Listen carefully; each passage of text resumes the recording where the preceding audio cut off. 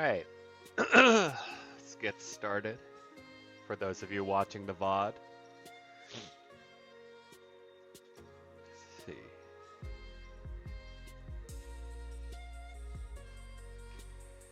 Starting off the day, I purposely didn't make any effort to stay in contact with my old peers for 10 plus years. They'd moved on with their lives, and seeing them successful and have kids makes me happy. I still feel like the same old person they last met me. Even if I die, it wouldn't make a difference.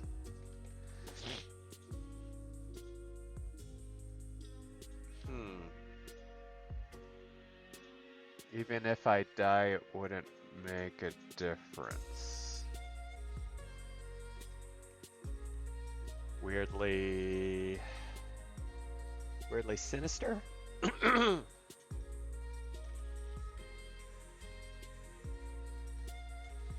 So the vibes I'm getting here is this person is trying to escape from old roles, perhaps. Old associations they had. If it's over 10 years, I'm willing to bet high school peers. Probably wanted to reinvent themselves, which I can kind of relate to, admittedly. Let's see. Okay. I get the sense you were trying to reinvent yourself beyond the scope of how your peers saw you.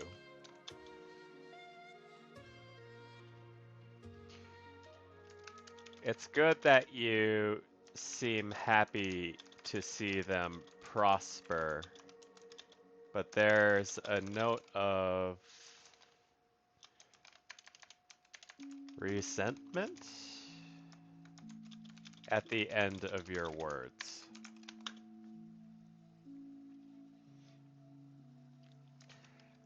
Does it bother you that you think you haven't changed?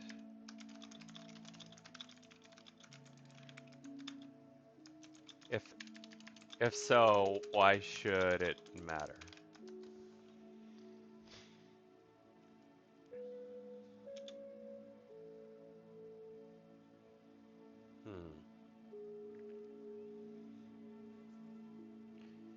Even if I die, it wouldn't make a difference. Why would you phrase it that way?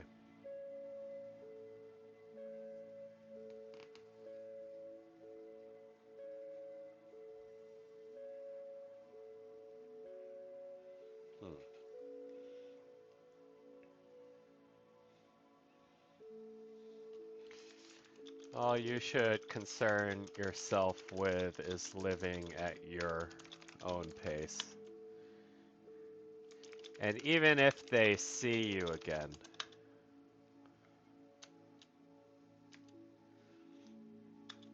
they may not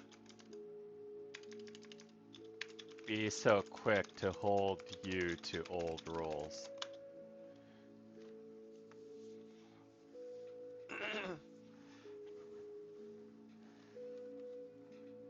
I kind of feel the same way about my old peers, so I get it.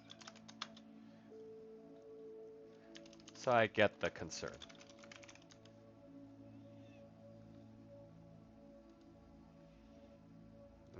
Something like that.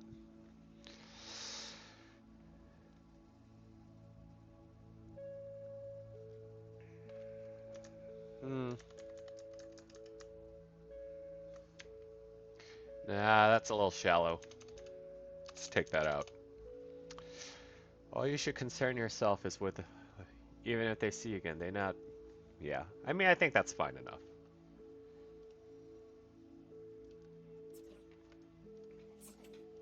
Being afraid to see people because they won't let go of the person you once were.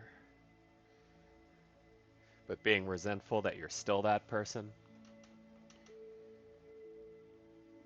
Sounds like they aren't growing up as fast as they wish they were.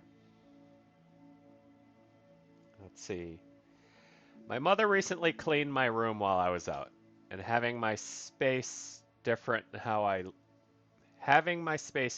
how I left it is a trigger for me. I had a panic attack and ended up removing the door handle, and now I'm back in an old routine of waking at midnight and going to sleep at sunrise. The lack of context here. It's like two very different, unrelated situations.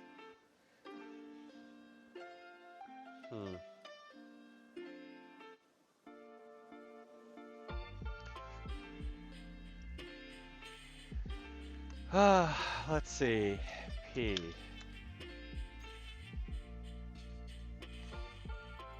This seems kind of like an extreme reaction. Nothing was missing. Things were just replaced. I think it's common to be upset when your stuff is moved around. But if you're going as far as damaging your room and having sleep problems, you may want to consider seeing a specialist about this. I don't think it's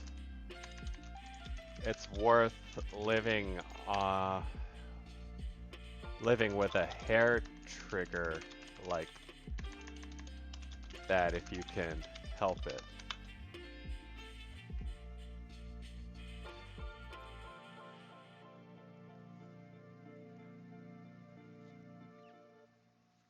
Panic attacks. The panic attack alone seems like a pretty problematic issue.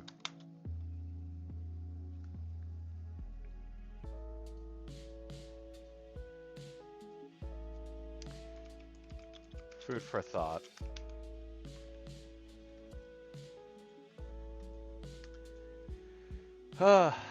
Let's see. Stuff being misplaced. Little extreme.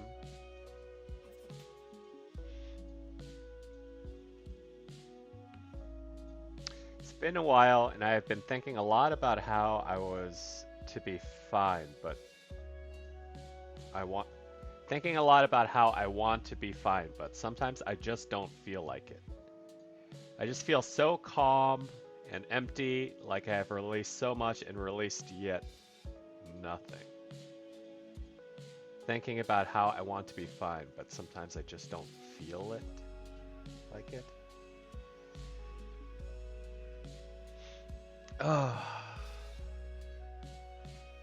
Today's a weirdly vague day. I feel like all of these messages are, there's no context to work with on this stuff.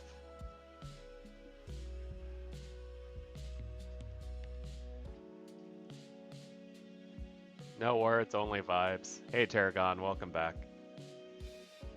Yeah, I don't know. It's like 3 of them in a row and none of them have made any actual sense, which is like,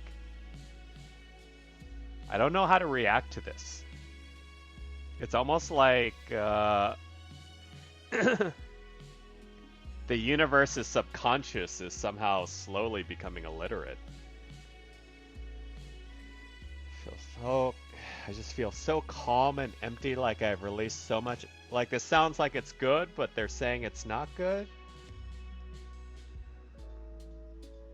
I don't think this is something I can really react to. There's just whatever they're feeling, it's not really being communicated. see. I really hate being autistic. I try not to blame my bad behavior on it, but because of it, I don't understand jokes. I get too offended at small things, I freak people out, the list goes on and on. I just wish I was normal. It would save me so much pain, loss, and irritation. Behavioral disorders, huh? It's interesting because they definitely have sort of the awareness and the ability to kind of express. See, how is this that, like, someone with self-proclaimed, like, a very clear disorder is able to express themselves better than most people?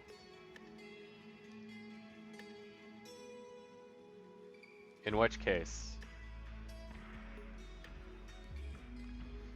let's see.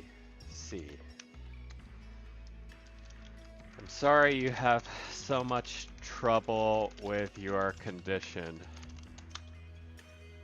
I can't imagine how difficult it must be for you to be able to understand, to ingest, to be able to interpret what must seem like very common, how would we put it? Jokes, vibes, very common social instincts.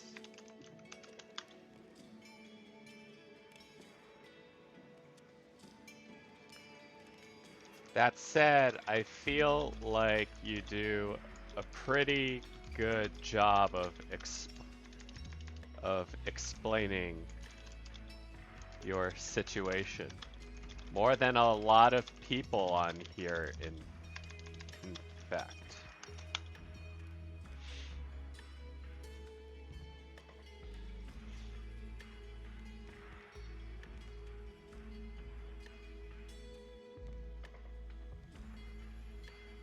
More than a lot of people on here, in fact.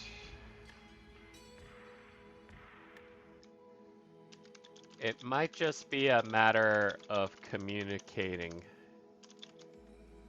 this to the people you're around so they could perhaps be more aware of your circumstances. And such situations can be avoided.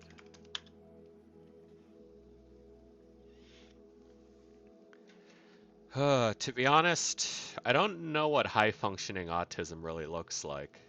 I have an autistic nephew, but he's mostly just developmentally behind.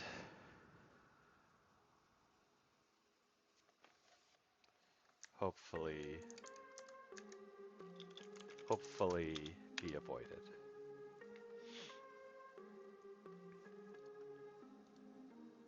Something like that.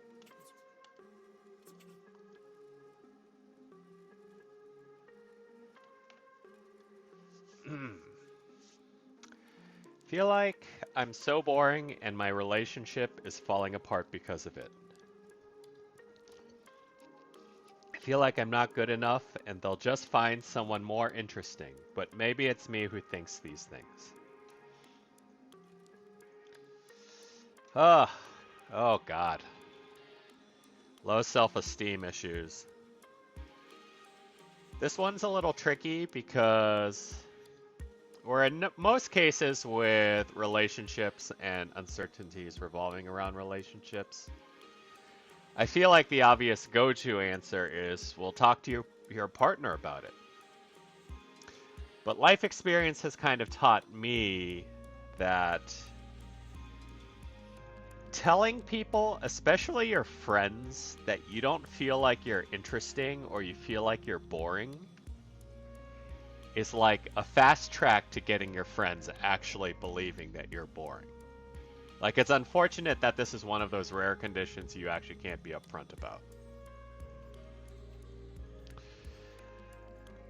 So let's see.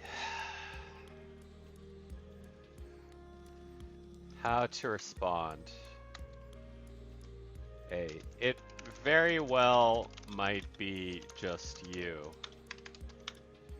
I've been there before, and the tricky part is that you really can't honestly ask anyone to affirm or deny what you think about yourself. It's a shame, but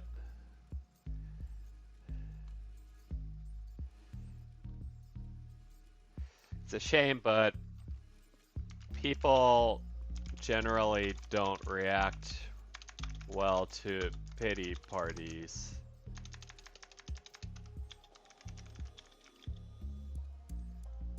And this sort of thing comes off as that. No matter how legitimately you feel about it.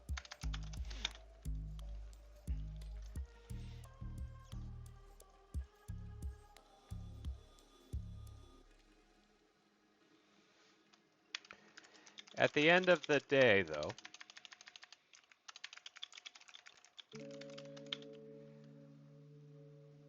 you get to decide if you stay boring or if you become more interesting.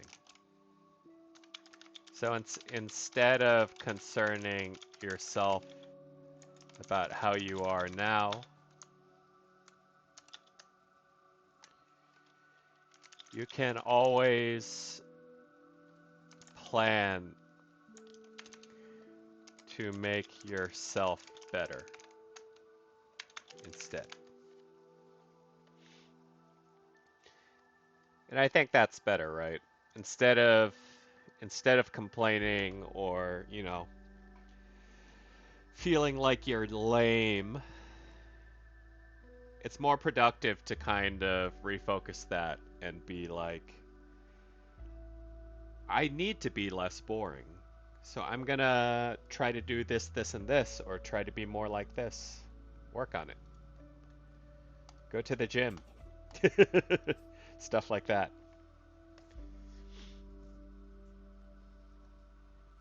Oh god, another multi-parter. I don't do these. I don't care if they're showing up in order, I'm not doing them. This one I already messaged.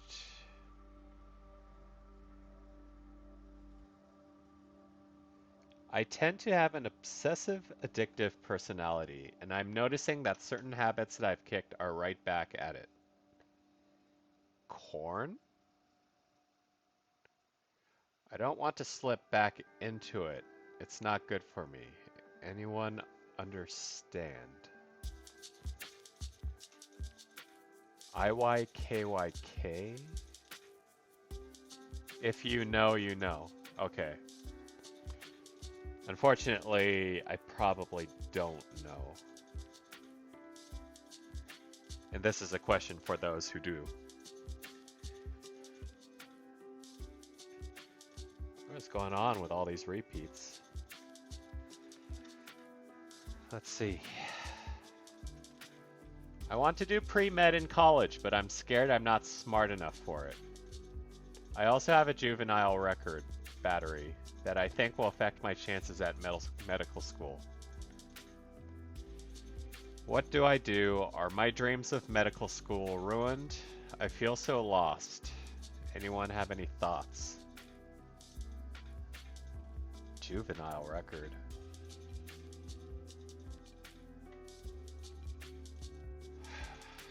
Let's see. I want to do pre-med in college, but I'm scared I'm not smart enough. Jay, have you spoken to your academic advisor?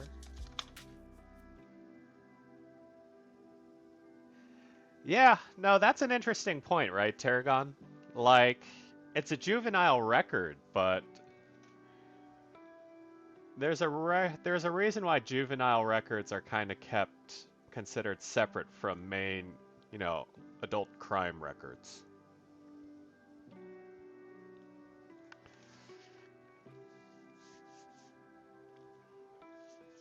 Hmm.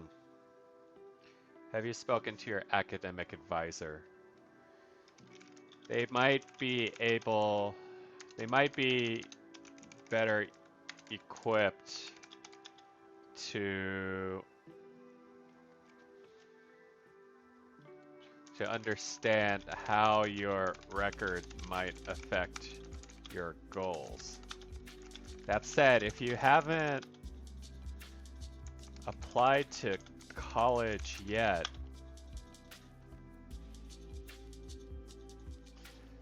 I imagine it would make for a compelling admissions essay. Clearly, you're what's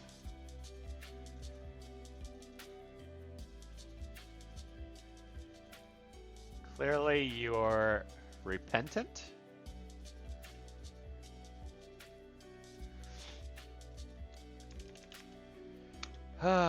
Clearly you repent. You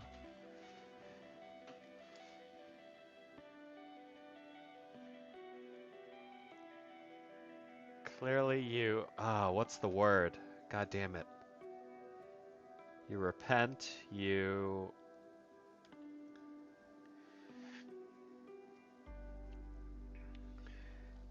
regret your actions.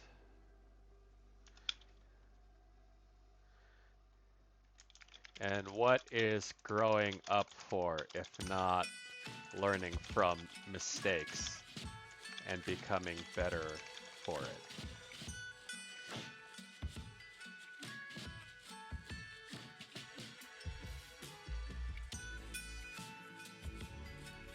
Hmm.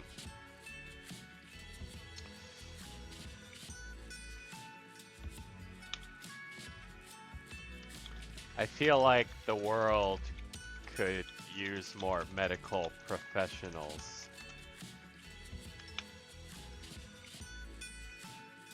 I feel like the world could use more medical professionals.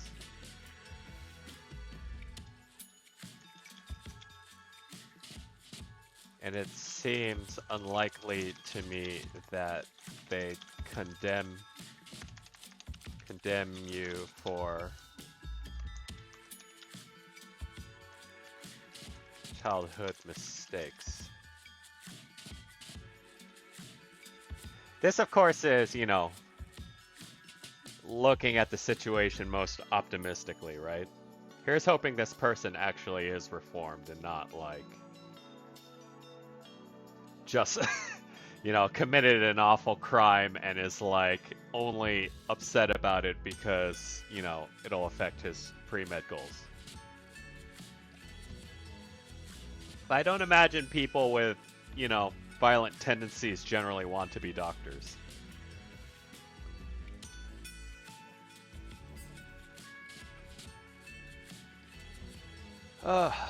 Let's see. I like my current job, but it just doesn't pay the bills. I had to move back with my parents because of COVID and such. The job I have now is great, and I don't hate going, but I can't afford to move out at all. I hate having to stay at my parents' again after living on my own. Oh, that's a tough blow to your ego for sure. I think it took a while for me to be okay with the idea of living with my parents again. I did live with them for like a good half a year, not too long ago. And to stay at my parents again. I think the thing though is that when you live with your parents, it comes with certain types of baggage, depending on how your parents act, right? I wouldn't be surprised if this person was getting more pressure from their parents about making enough money to live by themselves. Let's see. It's always a tough pill to swallow. Gotta work on that spelling. When you have to lean on your parents again. As someone who moved back in with them once before, I get it. At the same time, times are tough these days. At the same time, things are pretty tough these days. And if they don't feel like you're a burden or you're waste or have complaints about your career, don't feel too bad about it. That said, one should always look to the future. Will your job eventually pay you enough to be independent again?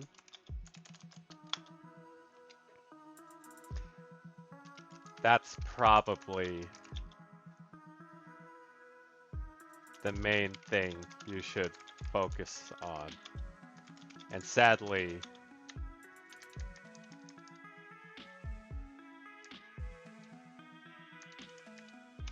you'll have to consider and if a decision is required. And if a hard decision is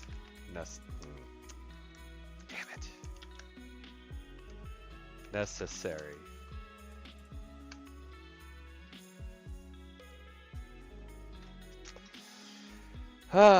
Yeah. No, I did move back in with my parents when I decided I didn't want to do my old career anymore. And I was trying to figure out how to transition into the next.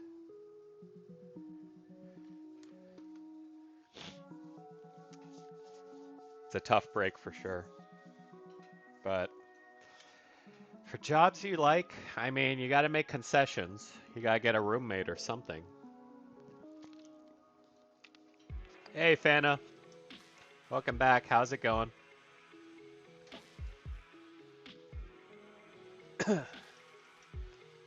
Let's see. I've heard stories about guys interpreting girls being friendly as romantic. You've heard stories?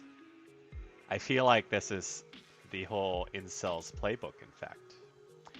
I hugged my friend goodbye yesterday and I suddenly got worried he might see it that way. I'm not into him at all. I'm just really worried about hurting his feelings if he does.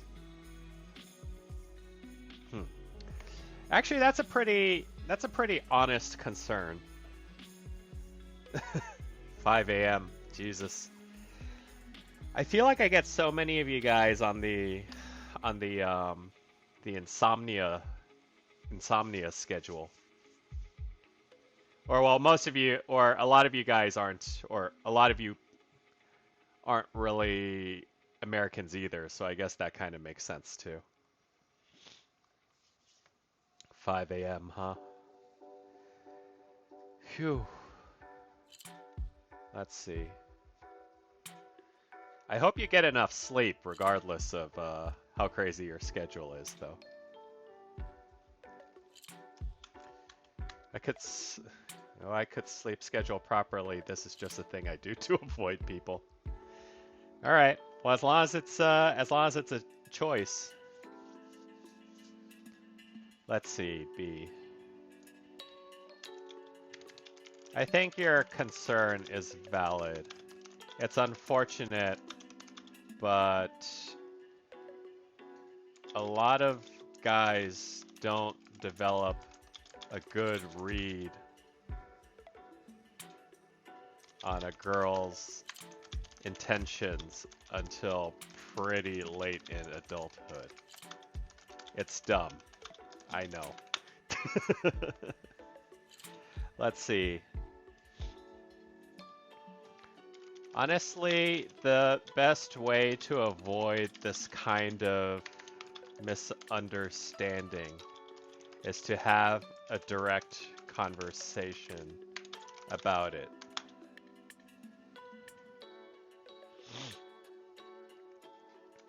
Sometimes guys just need to be told straight up what it means when girls act friendly and what it's supposed to look like when they're actually trying.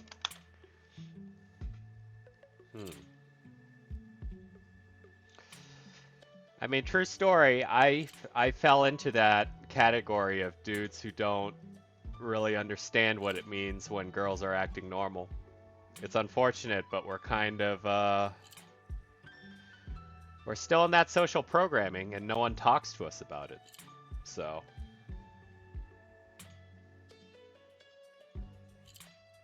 just need to be told straight up what it means when girls act friendly and what it's supposed to look like when they're actually trying.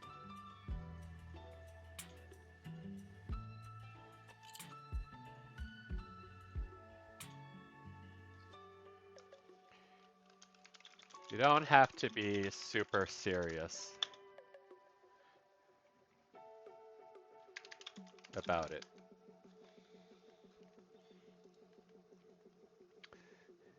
And let's see. We'll put this. It also makes for great content. I mean, it's a very interesting discussion, right? Like, if I get at a point where, I don't know, this stream gets big enough and I can have guests on, like, it would be a neat kind of discourse to have, right? Because these are the kind of conversations I think people just don't have directly.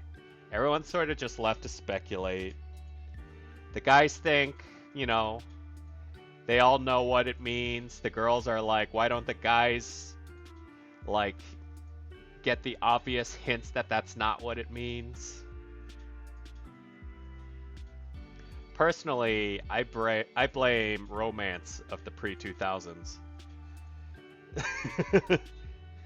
And the idea that no man takes no for an answer kind of toxicity. Let's see. Speaking of relationships, I've been with my girlfriends plural? I've been with my girlfriends for 3 months. I truly love her so much, but wait, where's the punctuation? But she is an international student. She might came back to her country. It is frustrating me, and I cannot imagine the life without. For fuck's sake, people, come on. Come on, at least. These people must be awful at, like, hidden object games, because the stuff just, like, sticks out to me like a beacon. There are so many obstacles for us, too. We are both girls. Any suggestions? Huh. So she's been with her girlfriend for 3 months. But she's an international student. She might go back to her country. Because she cannot imagine what life is like without her.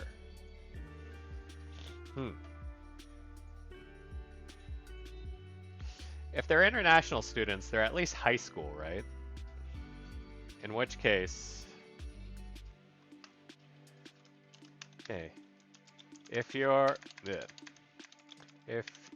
girlfriend is an international student, I'm guessing you're both at least high schoolers?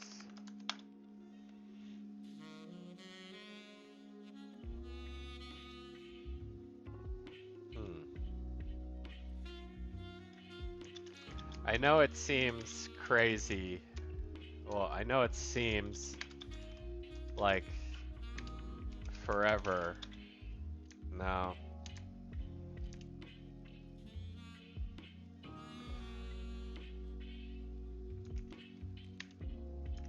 When you reach...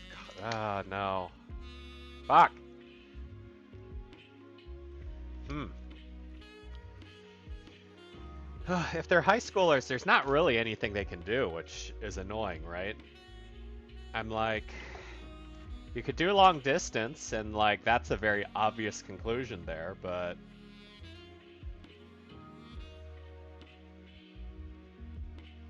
There's so many obstacles for us. Hmm.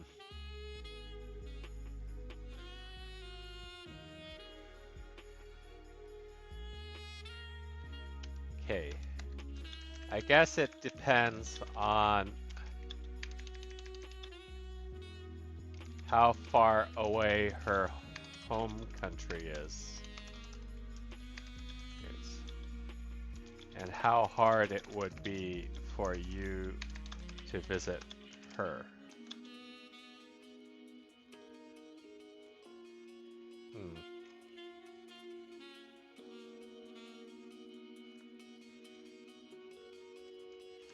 If, let's see, if you end up doing long distance, the milestones, you can set milestones for yourselves by planning for visits in the future.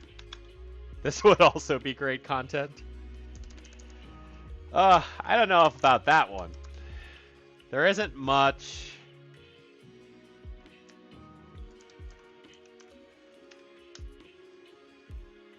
How hard it would be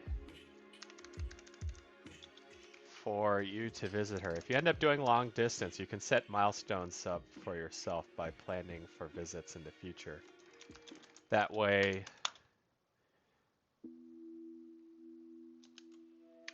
the video calling and emails won't seem so endless, and it'll lead to something down the road. I mean, it depends on what they're trying to do, right?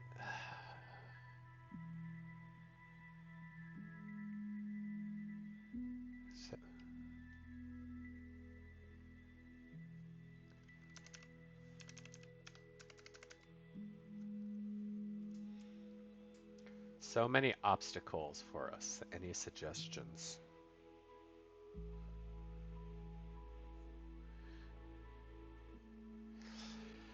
Let's see.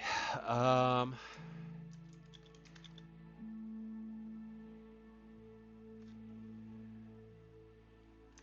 hmm.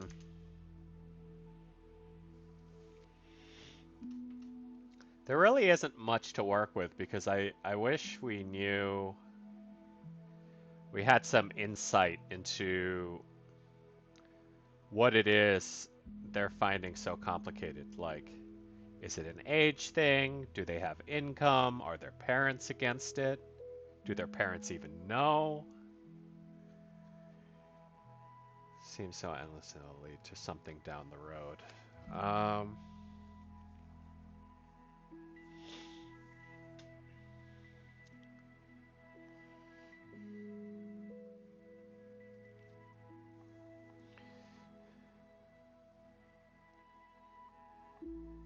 I think that's about the best I can give them, to be honest. It's...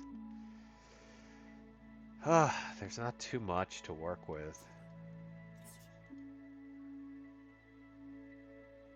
Oh boy. There we go. Here we go. All of you teenage saps with your relationship problems. I've fallen in love with a girl who already loves someone else. All three of us are friends, and watching her flirt with him kills me inside. I wish things were different. I wish I were different. More than anything, I wish I could find a way to make it stop bothering me.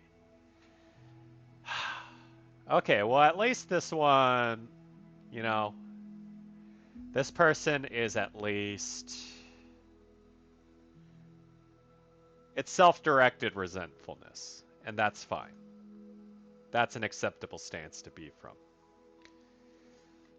Let's see. R. It sucks, but as they say, 3 is a crowd.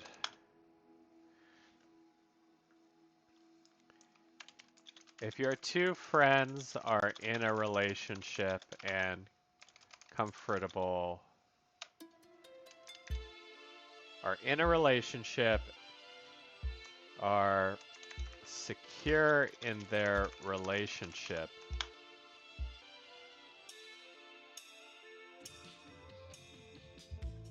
no.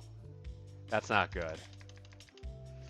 I was gonna say, like, maybe just try hanging out with them individually, but he's infatuated with the girl.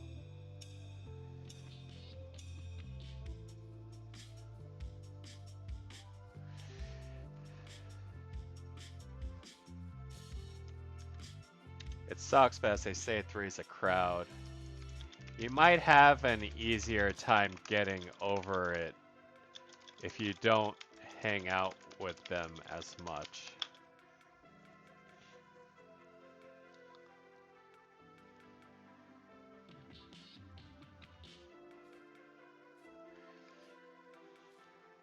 I feel like the 3 is a crowd line suggests leaving the group. I mean, it kind of does, Pilgrim, which is, it's unfortunate, but like,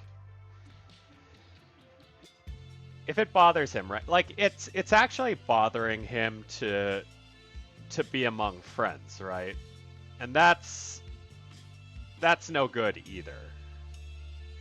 Like, even if your friends are good to you, is it a good thing if they still make you feel bad?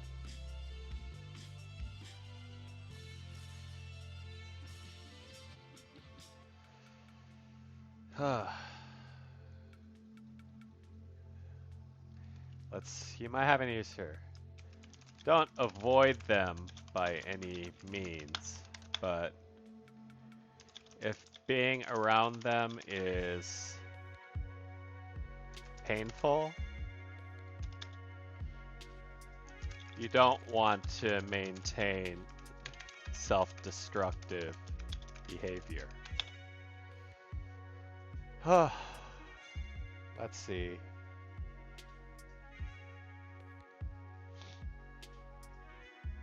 Because the other alternative, right, is R could tell his friend how he feels. But that might as well be leaving the group as well, right? Like, I don't think that really works out well.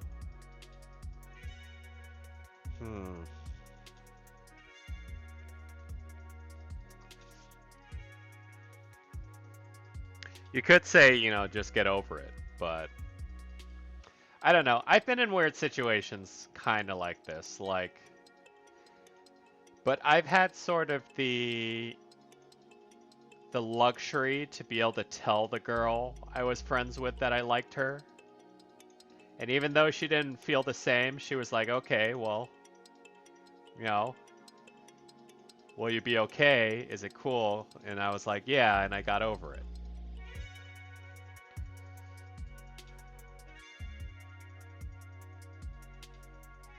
Huh. I mean, maybe that's an option, right? Like, maybe he could just tell her just to get over it.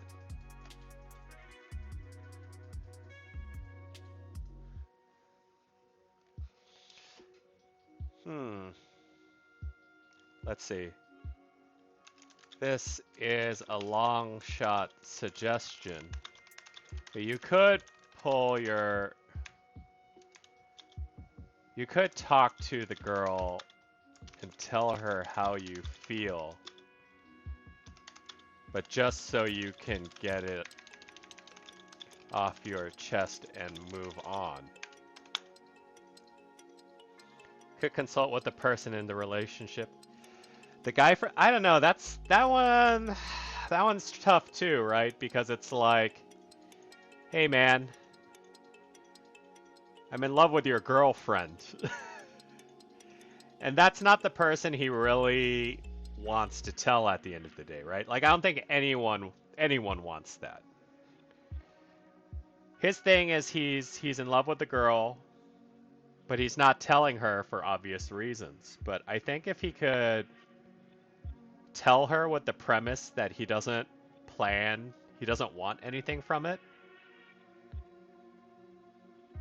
and he just wants to get over it, there is a chance she might just take that gracefully and be like, all right. And then she might be a little more conscientious of doing things in front of him. It's what I would hope, anyways. There's always a chance, because whenever you confess your love, there's always that chance that the person you confess to will react explosively in the opposite direction. So if you approach with that premise, she might just accept it and still be friends.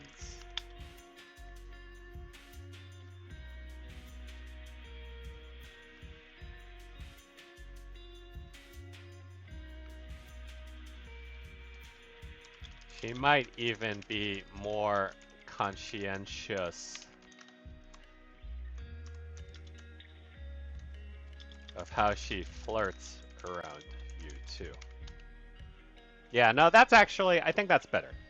I think that's better than being like, hey, don't hang out with your friends who are dating. Because this gives them an option, right? It's not even, we're not going for full doomsayer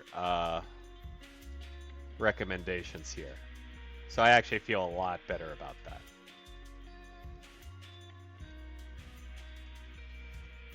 But yeah, one way or another, they'll find out. What memories do you hold on to in order to get through some of the more difficult situations in life? Looks like they're fishing for something specific. But let's provide some insight. Honestly, the most important memories that get me through tough times are the toughest experiences. So I played this video game about high school.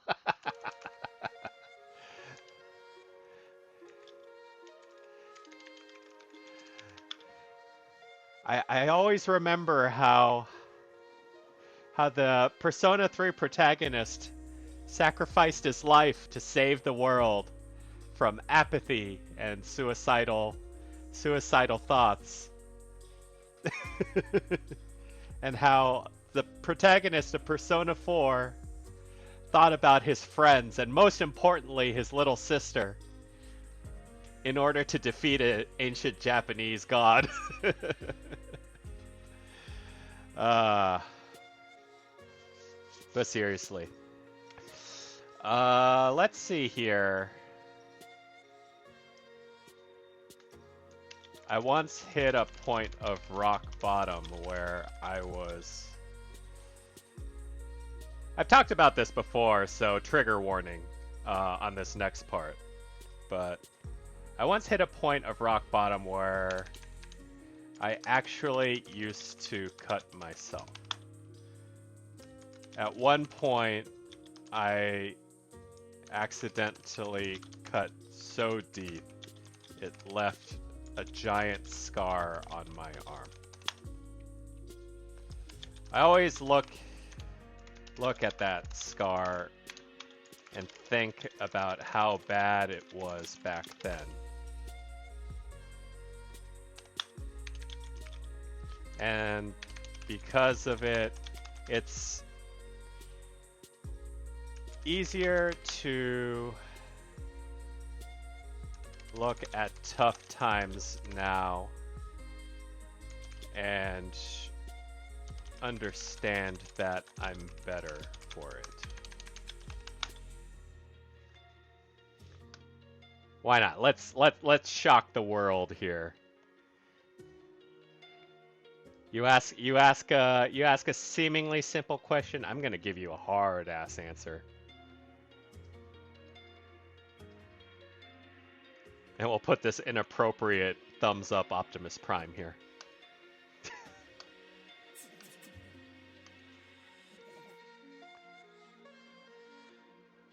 Oh god, what is this? What is this? That is nothing. I'm not answering that.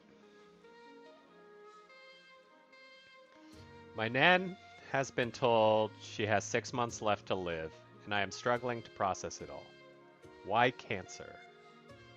I know I still have some time with her, but I can't help but grieve already. I'm just so scared.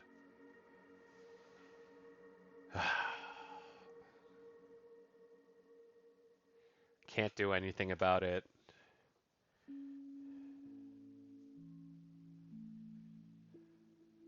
Six months.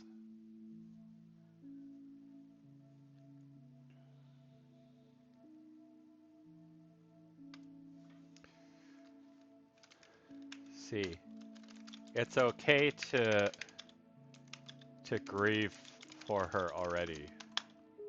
It's a tragic circumstance, and I'm incredibly sorry to hear that this is happening.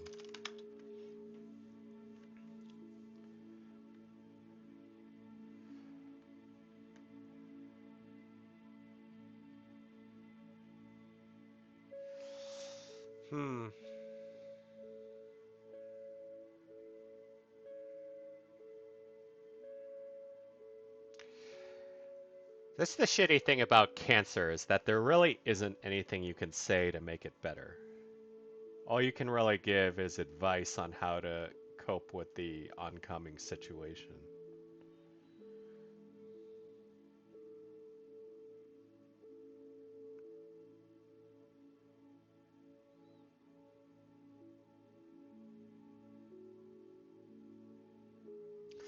Let's see.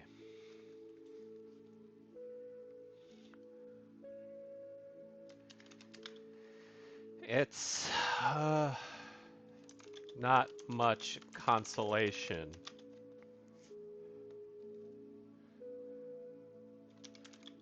But since you have a prognosis, you can at least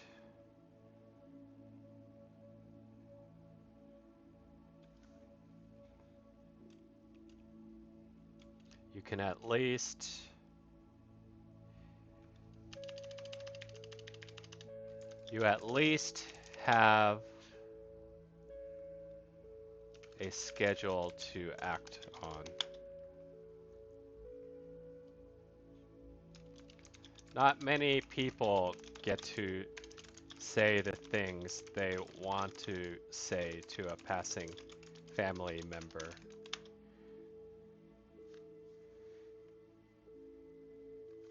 They wished they could say to their passing family members.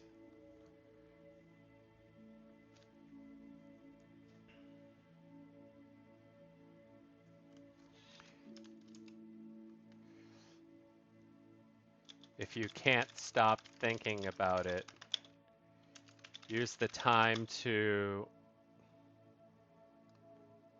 put together everything you'd like her to know.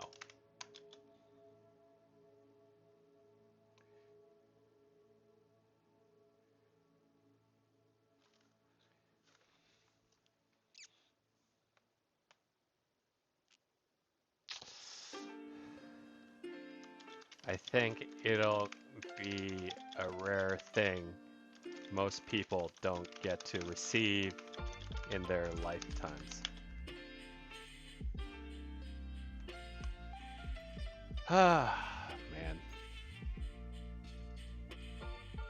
Of course the music goes silent as I'm writing that.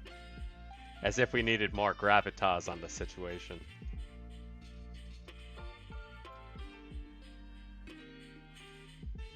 Lemonade. Alright. What we got next? I feel like I'm just going through this to prove myself to someone. I'm going to end up working a 9-to-5 job, and it's not going to get any better after university. And that the entire point of all of this is absolutely nothing, because I'll never get to do something I actually enjoy. Nihilism. Not only nihilism, but a university student with nihilism. One of the worst types.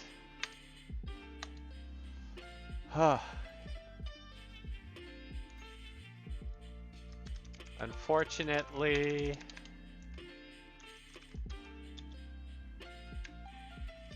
let's see.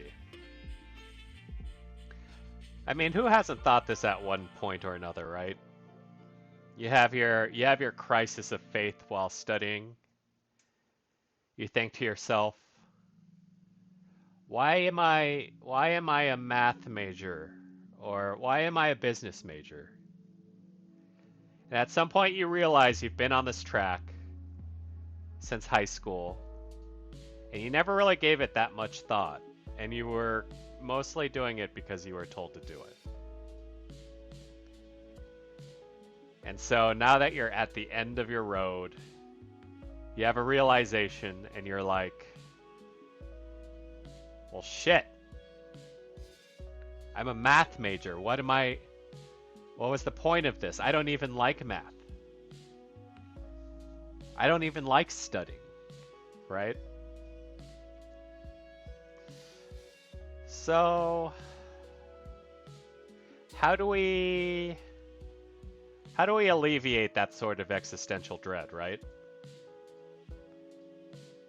You either end up as someone who drifts from discipline to discipline, spend 7+ years in college, or you pick one and go with it.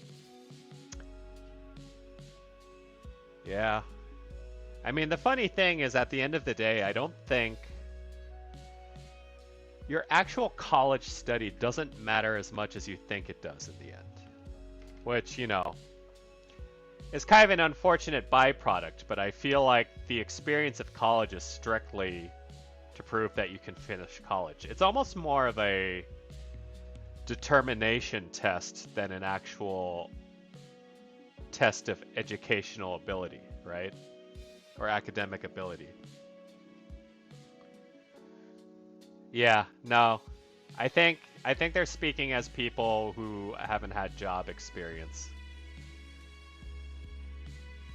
Let's see.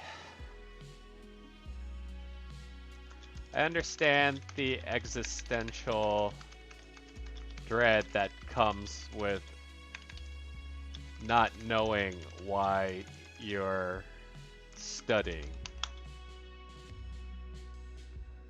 Yeah. Now, Tarragon, that's like the whole premise of Office Space.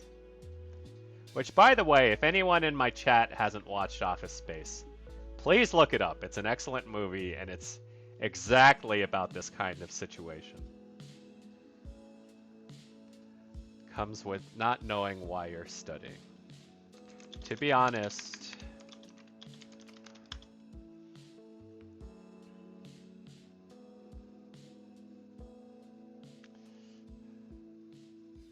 let's see. It's not going to get any better after university.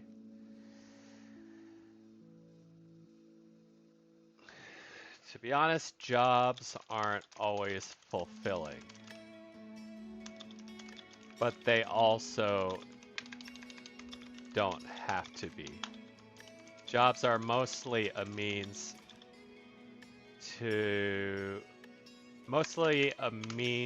of making you capable of finding fulfillment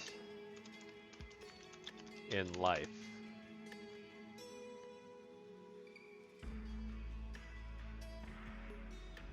I assure you it gets better after university. Yeah, no, that's the other thing, right, Pilgrim?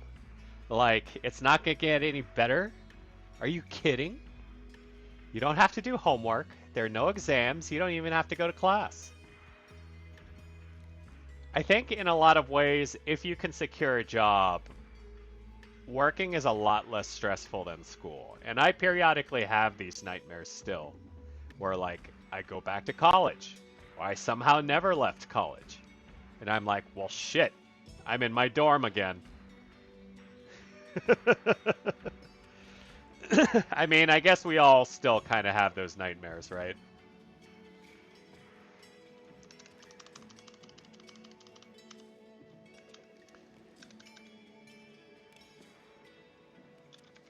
See, money.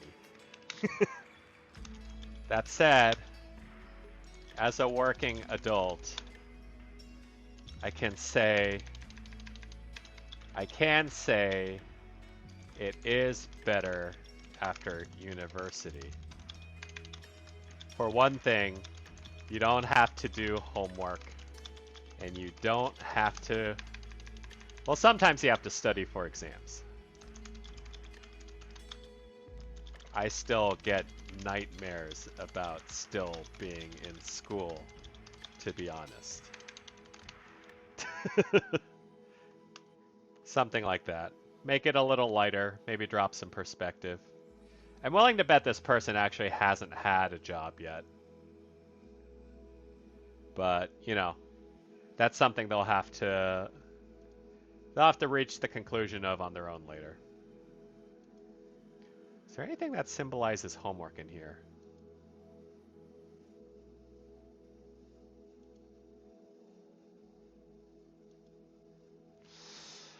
All right, we'll get this guy.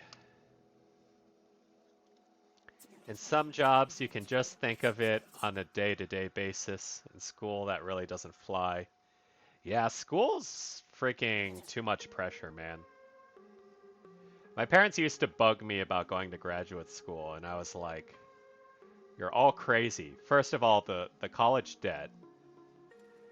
And like, and I think I've explained this feeling before, right?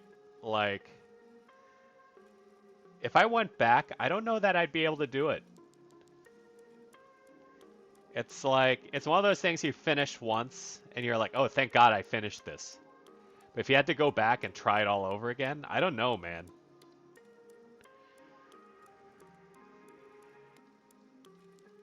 Let's see. I'm about to enter adulthood. Some people finish school and are like, I'm going to be a teacher. You know, Pilgrim, I thought the same thing myself. I was like, I'm good at math. Maybe I should become a teacher. I never did follow through with it in the end, but I sometimes wonder if I would have been a bomb-ass teacher. Like, I saw someone at my office printed out, like, 8th grade math homework. And I was just looking at it, and I felt like fucking Rain Man. I was, like, solving all the problems as I was reading it through, and I was like, God. If I could go back to primary school, general education, I would absolutely fucking destroy math.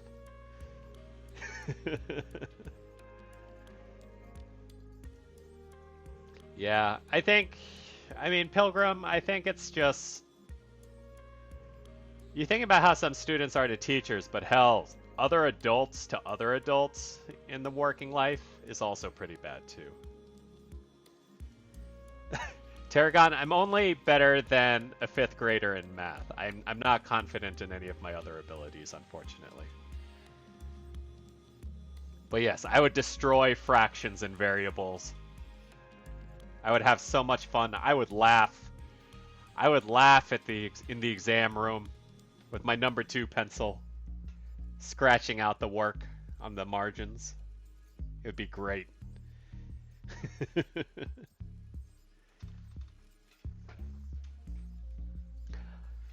Although who knows? It might be a worthwhile gig, right? To be a well-spoken, attempting to be a charismatic math teacher. Enough of those don't exist, surely. Let's see. I'm about to enter adulthood. I met the goals I wanted to, but now I have no goals in mind. I would prefer my happiness over my career. Starting over elsewhere, looking for love. Being on my own, I get lost and scared about the unknowns of adulthood. They write that in a very like weirdly businessy manner. Like this is their cover letter or something. Let's see. A. I get your uncertainty. I think your life up till now as a student has been incredibly structured. And now that you're wrapping that up, adult life must seem like it has virtually no borders to work within. I'd say the most valuable trait of an adult is the ability to adapt and pivot to situations rather than plan ahead. I'll let you in on a secret. Most of us don't really know what we're doing. Good luck. Something like that.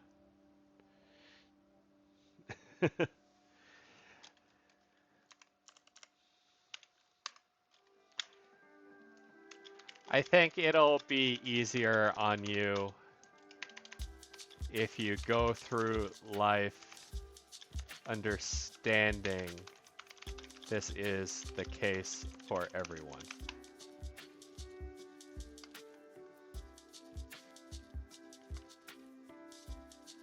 But seriously, do any of us really know what we're doing?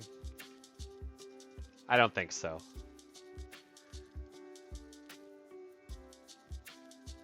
Oh, it did let me... Whoa. I think I just broke the game. I'm sure that 15th line doesn't really populate. But that's interesting. We gotta send in a bug report to these people.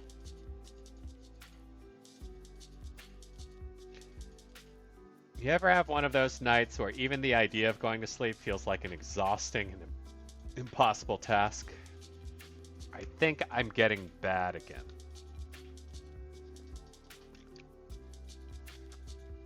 Now, what does that mean?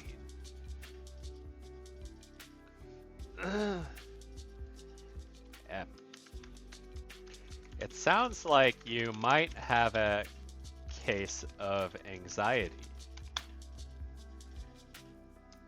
It was that way for me for most of my childhood and younger adult life. Honestly, I never really got better until I started seeing mental health professionals about it.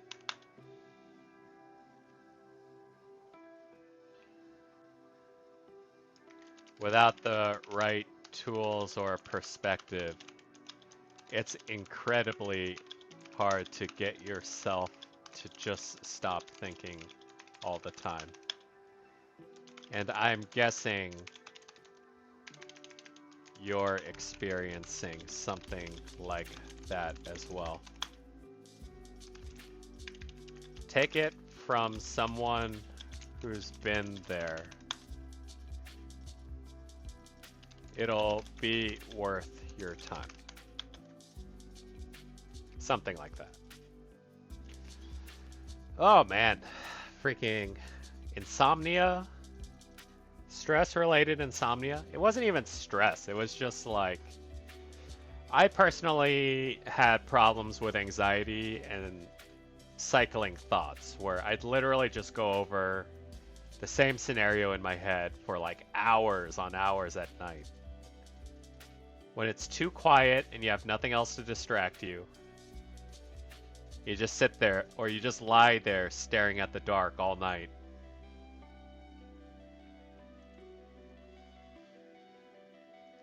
Let's see. What do I have anything relevant?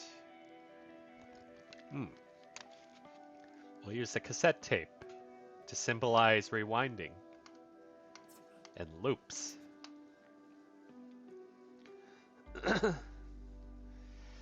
Lame. This should be an airplane.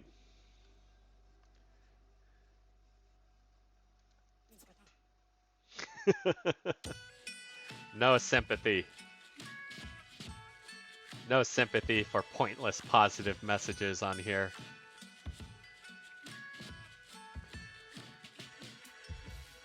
Any, like, really first relationship advice? It's my first time getting into one, 18 male. But my partner has had multiple relationships. For me, I just want to know how to be in one and make time for school friends, games, and him.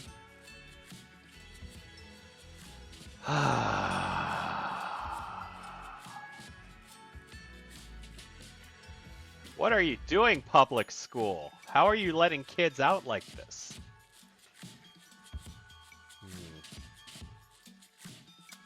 All right. R. Honestly,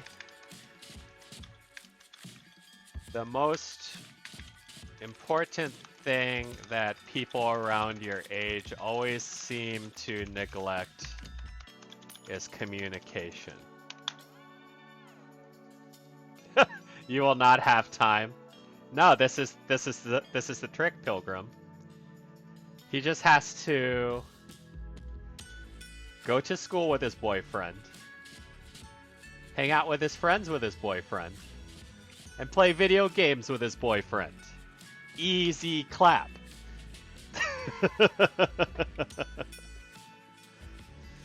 But that's not really the most important thing here. Let's see. If you really have to be upfront whenever there's something bothering you or there's something you want to know about him. You should never approach things like you should already know it. And to be honest, being experienced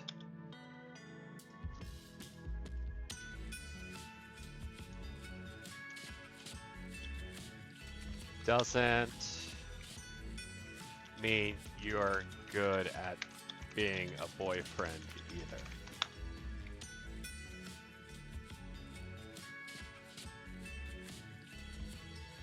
So don't feel intimidated by the idea. If you want to know how to be a good boyfriend to him, just talk about it.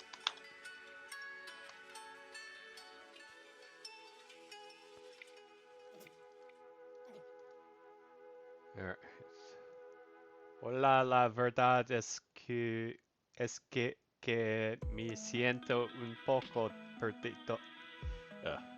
I don't know how to speak Spanish. Hey, Lemon Thunder, welcome back. How you doing? Yeah, every once in a while we get one of those in here. Something, something, something, not English. Not a multi-parter. Come on. But this is actually an interesting... This would actually be an interesting one to respond to, but I have a rule of not responding to multi-part letters. Let's see. I'm starting my internship as a junior architect tomorrow, and it will be work from home. I'm kind of nervous, especially as I work from my place. I'm easily distracted, you see. What if I end up distracted by something and having trouble to refocus with no one around Lamau? Why is that funny?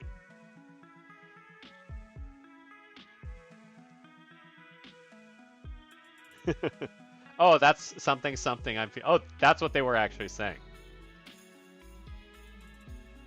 But both are also true. Let's see. Internship? Wow. So offices still aren't taking people in-house then. That's interesting. Let's see.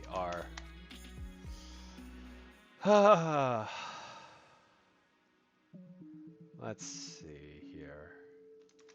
As long as you have deadlines and quotas to meet, I don't think you'll give yourself enough of a leash to be distracted. That said, you are an intern, so the expectations won't be too harsh, I'm sure. Keeping one's desk clean? Ideally, you'd be able to use a room as your office to prevent distraction. No, it's true, but I think with students, you're kind of at a lack of real estate, right? I think the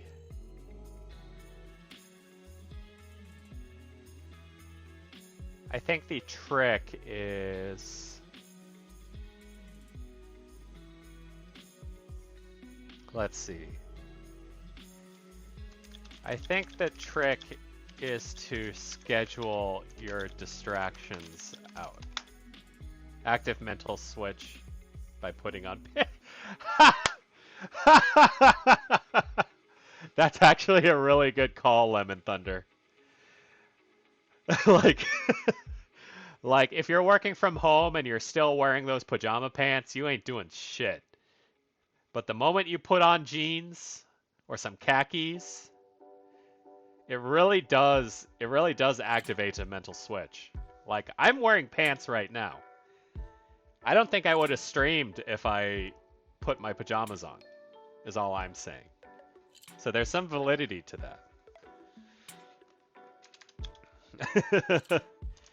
Way that lines up with natural work breaks.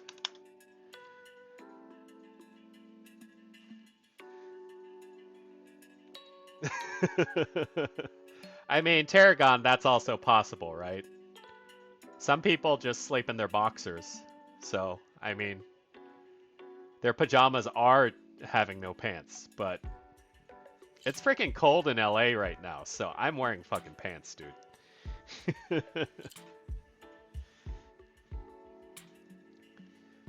Natural work breaks. You can keep a stream audio. Let's see.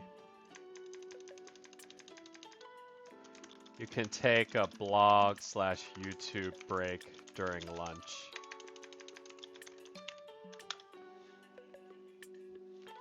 Some people don't wear boxers to bed.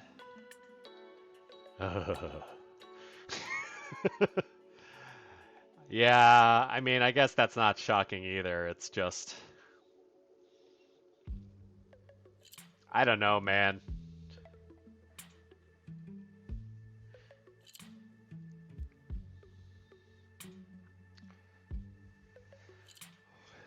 You can take blog/YouTube breaks during lunch.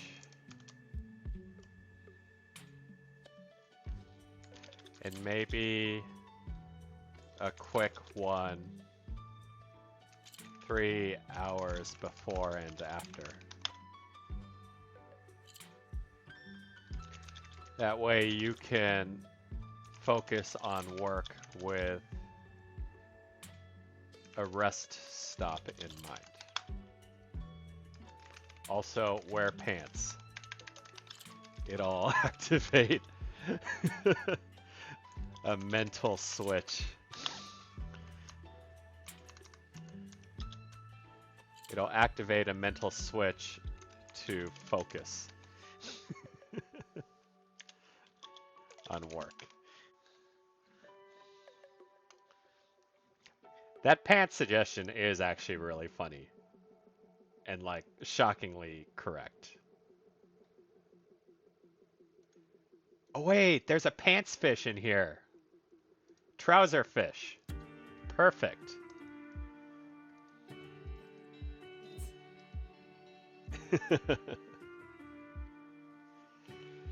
Have you ever had a confusing time? It always feels like the road ahead isn't clear and I don't know who to ask to solve it, so I sincerely hope to get some advice to reduce the stress. Not much to work with. Let's see, M. If you are still a minor, I'm sorry to break this news to you, but I'm pretty convinced that most adults feel this all the time about their lives. As students, you never have as much structure as you do as a student. Yeah, copy paste previous answer. I mean, it's applicable. And once you're past that, it's like you're suddenly playing an open world game with no rules. I actually had this moment when I was trying to replay Breath of the Wild. As soon as I got out of that cave, I was like, oh fuck. There's too much freedom. I can't do this. I can't handle this right now.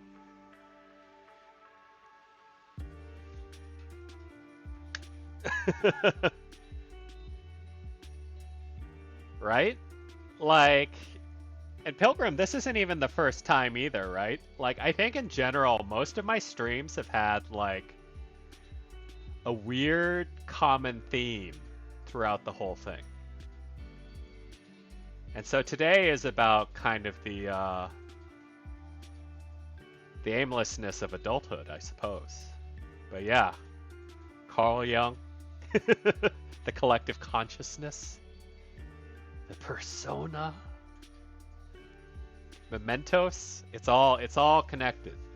And this is why, you know, as a Persona player, this was a natural transition for me to go into kind words, I suppose. So the question is, how do we help this person feel better about it, right? Don't know how to solve. Let's see.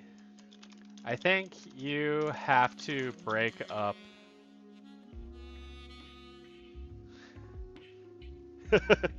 Giant black cat dog that embodies the human self-destructive instinct. Right? Defeat giant elephant man and weirdly penis-looking tentacle green monster with teeth and a chariot attached to it. Let's see. I think you have to break up. I think you have to consider things in small, short-term chunks in order to not get overwhelmed. Job, relationship, financial goals,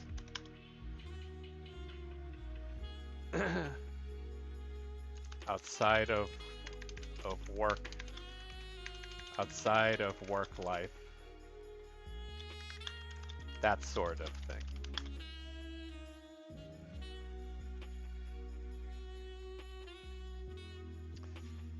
Ah, yes.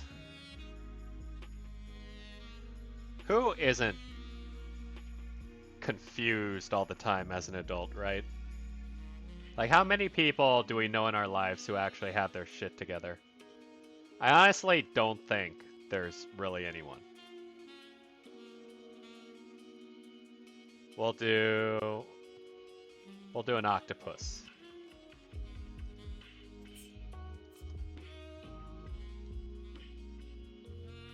Let's see. Today's a birthday.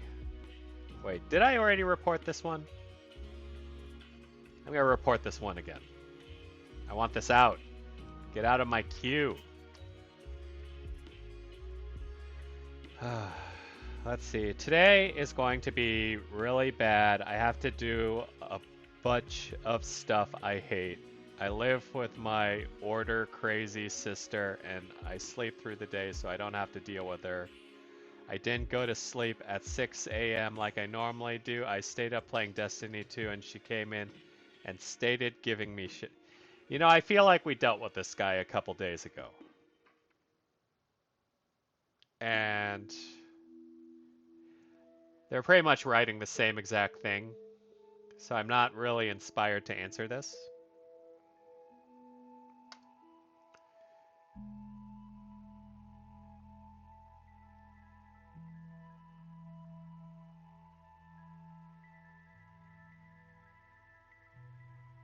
And this is a part 2. Oh, Jesus.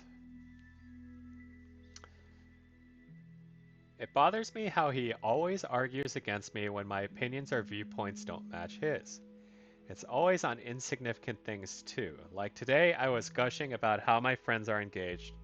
He kept arguing they were too young.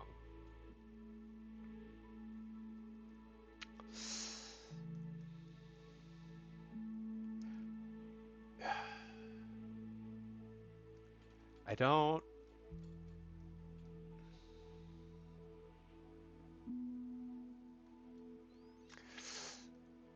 I mean...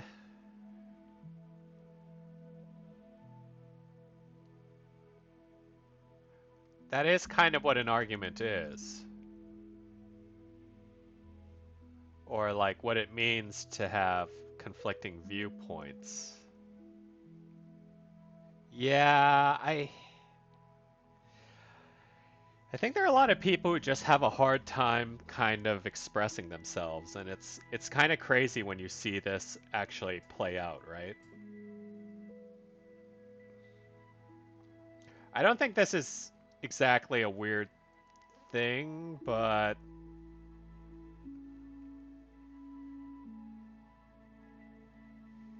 yeah, I don't want to engage that one. That seems weird. I get tired really easily and then become stressed and very clumsy. After years of mercilessly pushing myself from burnout to burnout, I try to take it slower now, but sometimes hard not to think I am lazy and I am afraid of judgment. Huh. Sounds to me like this person might have been raised Asian. No, I mean, it's possible, but let's see. It sounds like I get the sense you must have been pretty hard on yourself as a student.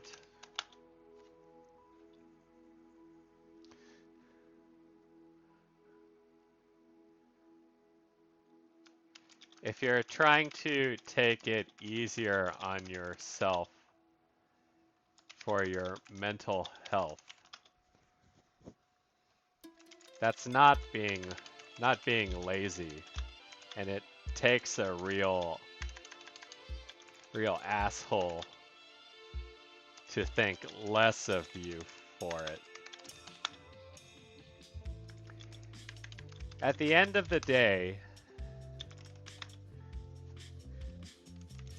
you're only lazy if... So what defines sloth? Because I know it's not this. I get the sense that you're lazy when you have problems you complain about but aren't willing to do anything about it, right? You're only lazy if you're not willing to take action towards something that bothers you. And it looks like you are taking intentional action, even if it goes against your instincts.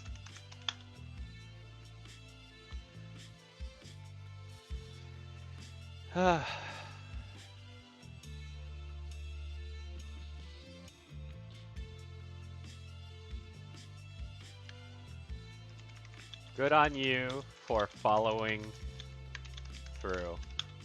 You can always ramp up later when you've stabilized. And then we'll give them this frustrated looking can of soda.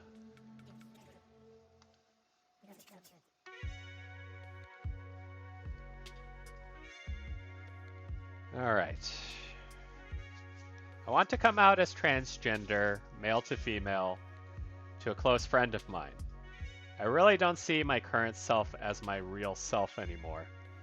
I want at least someone to know what I've been going through. Any advice? I'm really nervous.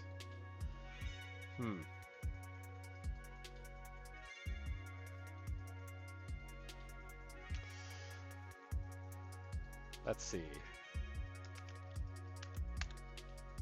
Now, we could always be idealistic and be like, if they're really your friend, of course they'll accept you for how you think you are, but you know, we don't do that. We don't do that on the Jay Mooney's channel. We don't give empty platitudes or well-wishing. We try to give realistic advice grounded in experience or in proper caution. And so, in this case, I think that's what we should do for them. D. If you're nervous, I get the sense that maybe you're not completely sure how this will play out.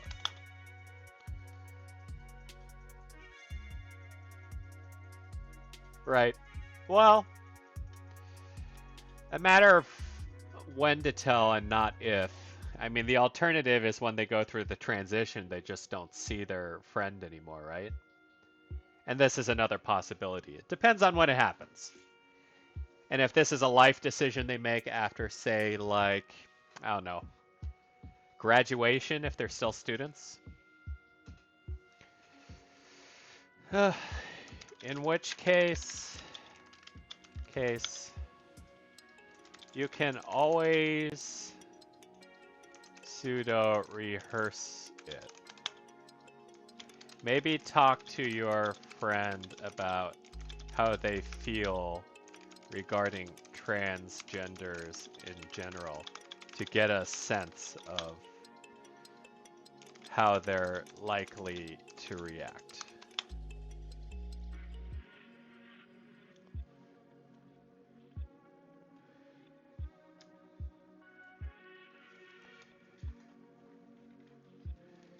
Then you can evaluate whether it's worth even bringing up, or if they're still going to be your friend post-transition.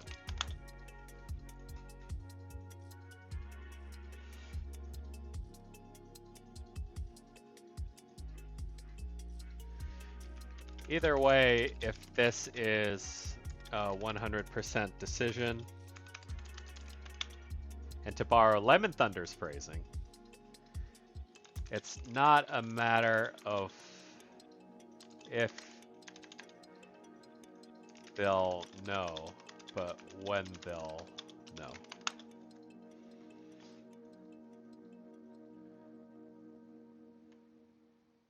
Well, actually, that's not even the issue, now that I think about it. I think they just want someone to talk to. I think they just want someone to talk to as they go through it, right? Or at least to be able to talk about their current situation. I want at least someone to know what I've been going through.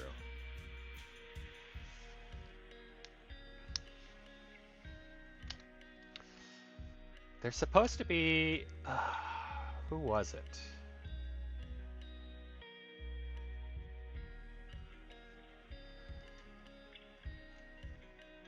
Fana, are you still in the chat?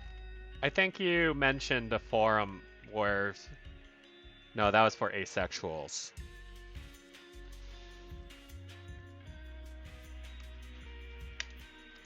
That said, if you're looking for support, you can always look to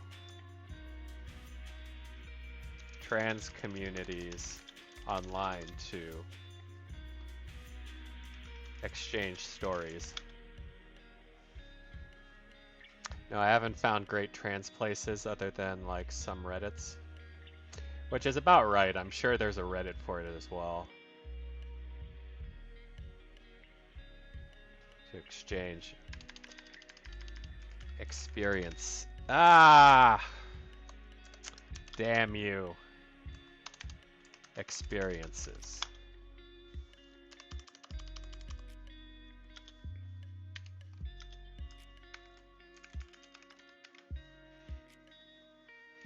Yeah, maybe as a recommendation. Thanks, thanks for answering, Fana, by the way. I know it's kind of a sudden thing to kind of summon you up for.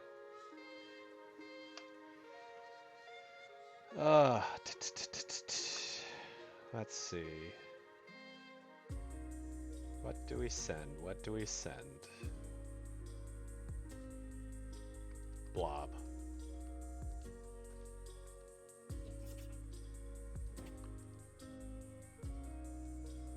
What has been troubling you lately? I'm not the best at giving advice, but I can always lend an ear. Oh, this is a reverse request. This is someone who just wants to read your issues, but not provide feedback. The Uno reverse card, indeed. Let's see. It's impossible to not have trust issues nowadays. While you don't have the capacity to do everything you have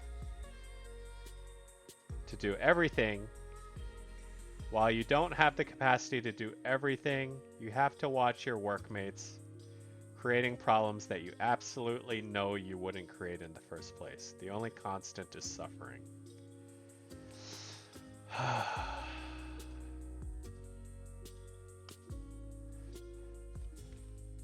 Q.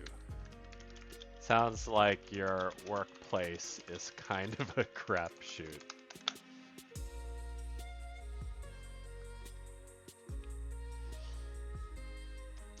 You know what they say, tell as other people.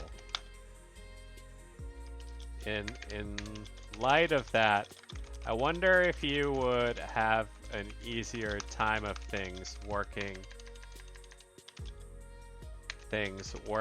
at a smaller company.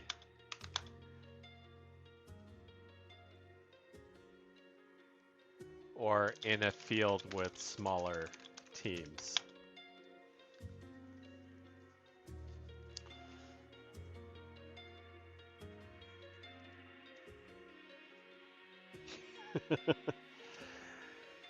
Bit of superiority complex, maybe?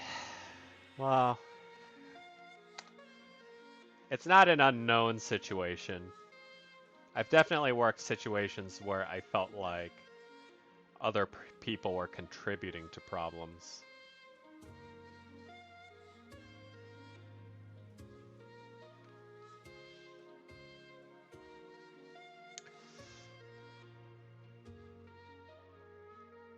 Working at a smaller company or in a field with smaller teams.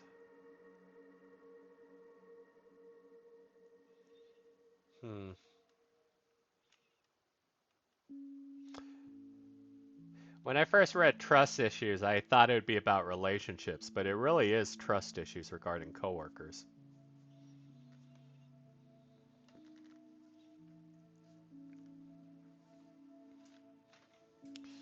What do you even do in that case?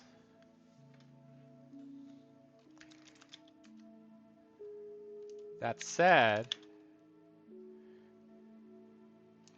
if your workmates are screw-ups, you can always use this as an opportunity to stand out by being competent. Just make sure your supervisors can tell you're the one doing the good job. That's what we call turning lemons into lemonade. And it is quite the allegory for how my career progresses. I feel like of all the times where I've excelled or like have gotten a good reputation at work, it's because I was always working alongside someone who was absolute dog shit. And people would be like, that Jay Mooney's guy, I almost said my name. That Jay Mooney's guy is an amazing worker. He's the best guy we've ever had. Because the other people were shit.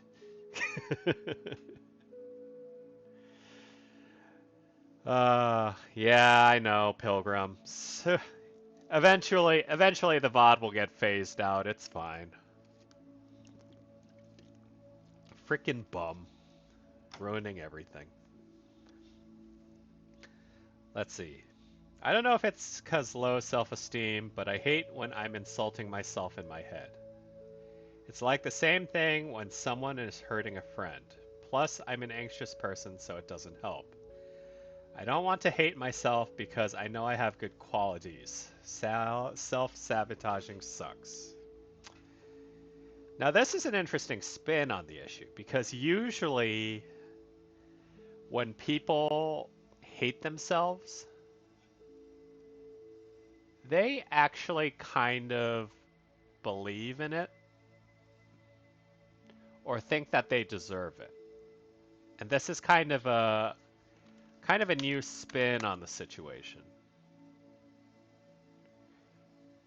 Let's see. Self-hatred is a very real thing. But I'm actually pretty impressed that you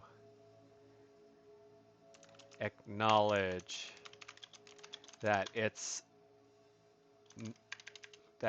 not fair to you. I think most people who experience this condition actually believe they deserve everything they think about themselves. So I'm glad you're of a different mind.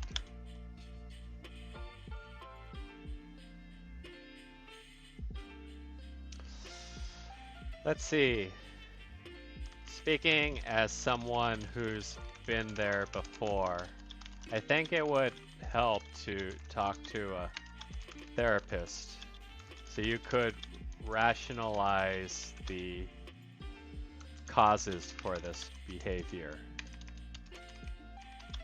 It tends to be conditioned in us early in life.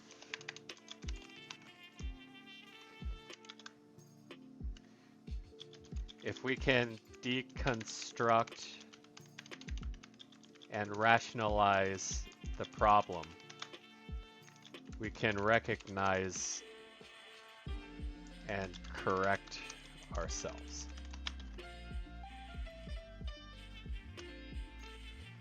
Which at the end of the day, and I think a lot of people have kind of misconceptions about therapy, therapy isn't necessarily about making you feel good about yourself or making you happy.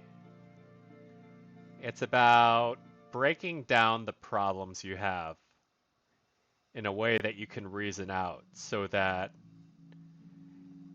you could course correct, basically. It won't actually solve problems. And this is why I often say that, people don't necessarily get better with treatment. Because you don't. But it does. It's like, let's say let's say depression or any such behavioral issues, they're like Taco Bell in your stomach. And therapy is the probiotic gummies you eat to help you, be more regular after that. It won't turn the Taco Bell into something healthy to eat, but it will help you break it down and digest it in a less personally harmful manner.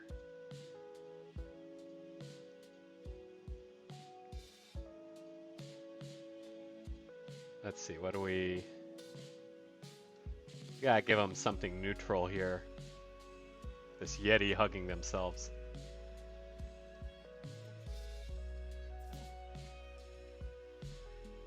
Ooh. Alright, that's a tough one. I have daily suicidal thoughts and they won't stop and they just come out of nowhere. I was at a hotel and I still had suicidal thoughts. Part of me wants to live, but the other part wants to die. I don't know what to do.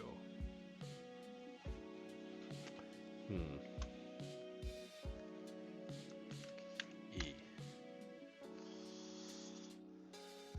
Let's see. Daily suicidal thoughts.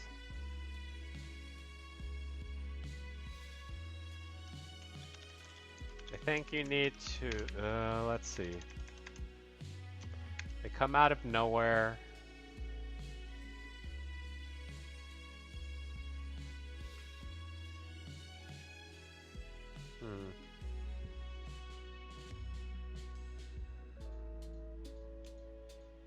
Part of me wants to live, but the other part of me wants to die.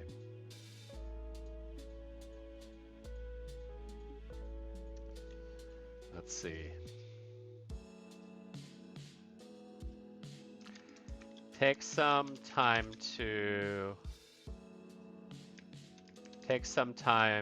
for introspection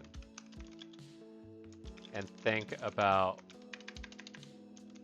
what that exact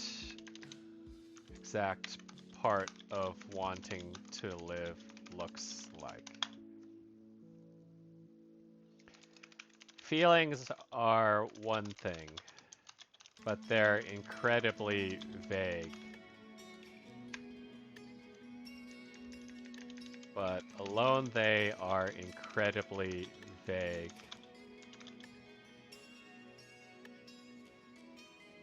And you can't rationalize them without considering cause.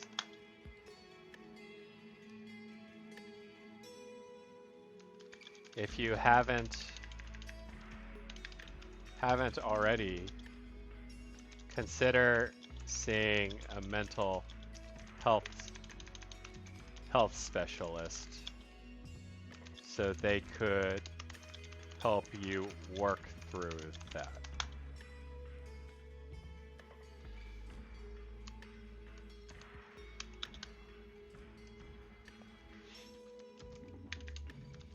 They won't throw you in the crazy house if that's what you're afraid of.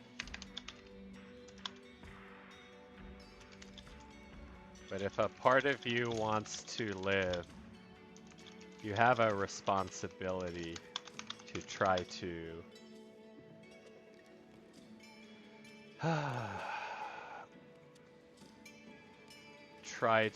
help that instinct along.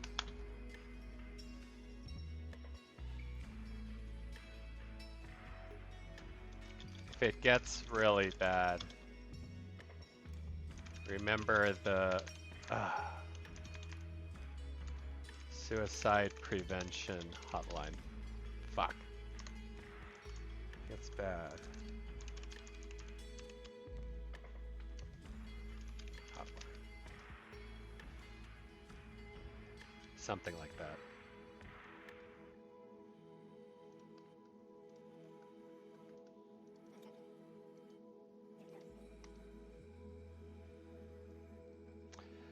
I've been on several ups and down emotions this month, and I'm in the breathing period between the mess.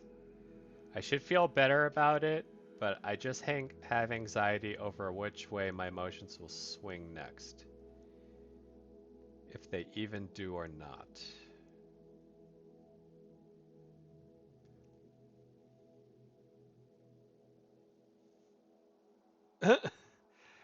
Hey, Jonathan. I'm guessing you saw the Mulan video. It's triggering, man.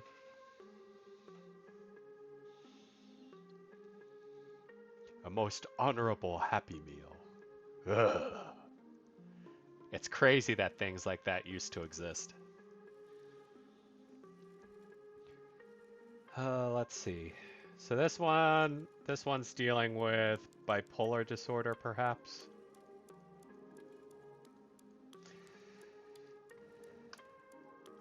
Let's see. And it sounds like you might be dealing with bipolar disorder. Are you seeing a specialist? I know it sounds like a cheap response to this kind of problem, but if you've reached a point of having anxiety over when, if, how it'll happen next, that can't be healthy on its own and isn't worth trying to get over by yourself.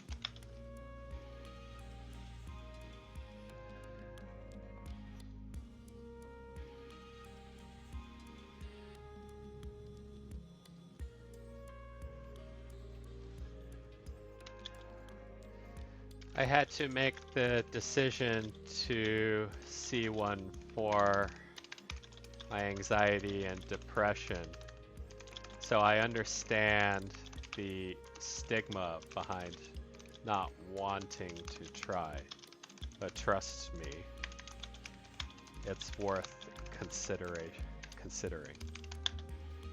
Something like that. Bipolar, major depression. Yeah. I mean, in either case, all of it should have treatment.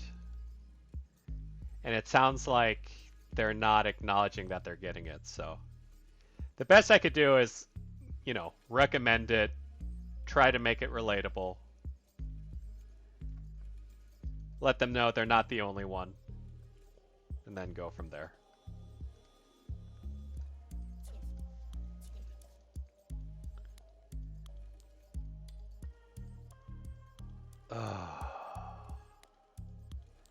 Does anyone know how to stop feeling? Just shut off all feelings. I would rather feel nothing at this point.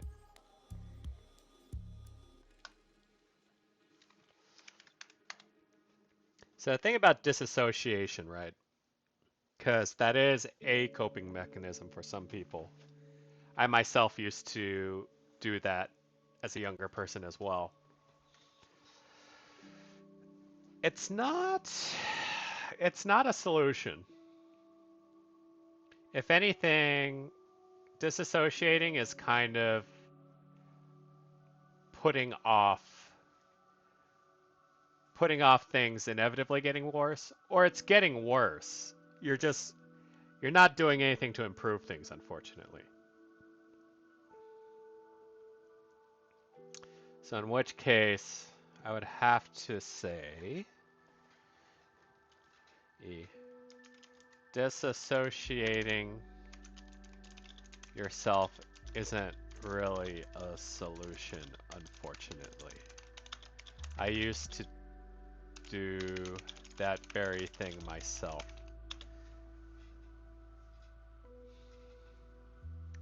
Yeah, Fana.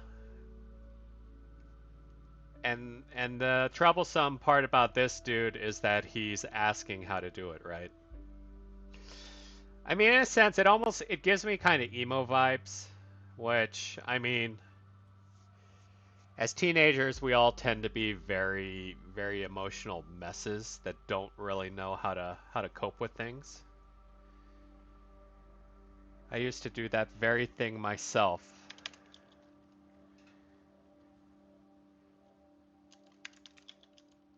And things only really got worse in time.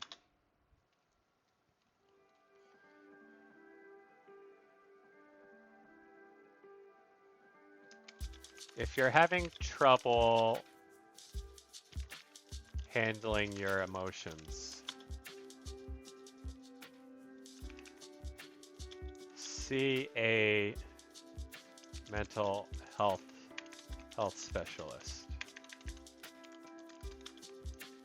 In the end, it was something I had to resort to, and it has made me better in the end. It won't kill your emotions, but it will give you insight as to why you have them,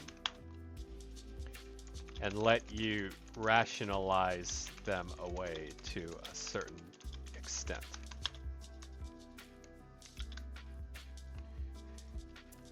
Medication is also an option.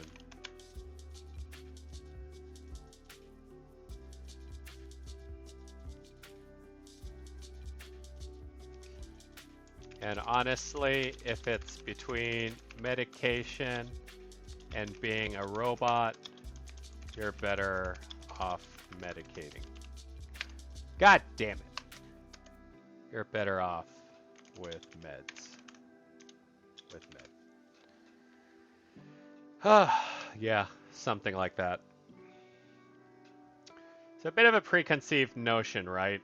Because depending on what sort of fiction you watch, medications will be portrayed in different ways. Sometimes you'll see it used exactly as this person describes, as kind of a numbing agent. But there are plenty of medications that allow you to function like a normal human being. It just sort of, in a way, inhibits how far kind of the emotional spikes can go. And especially if you're overwhelming yourself, it's not a bad option.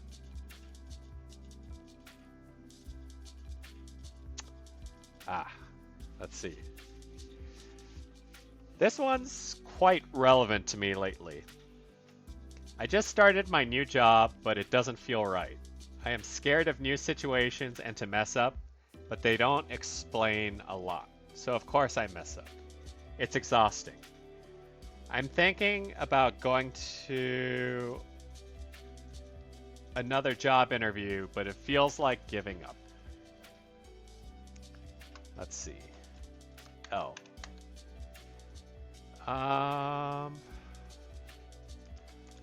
Sometimes if a job doesn't click, it just sometimes if a job environment doesn't click, it just doesn't click.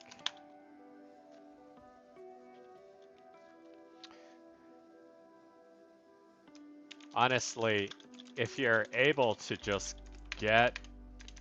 you're able to jump ship directly onto another job, that's not really a bad thing. And you should never feel obligated to stick with something you don't like out of a sense of, what do we call it, of giving up? Out of a sense of personal pride?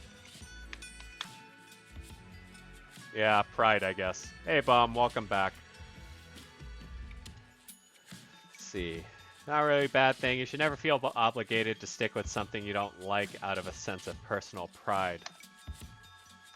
That said, are the problems at this current job. What's another word for overcomeable? Which doesn't sound like, you know, weird. Or something you can see yourself overcoming. Or surmountable. Thank you. Problems at this current job. Surmountable with time.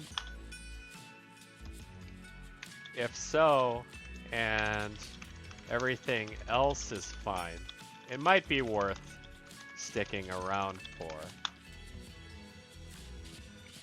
As long as it isn't just culture shock scaring you away. Good luck. Yeah. New situations.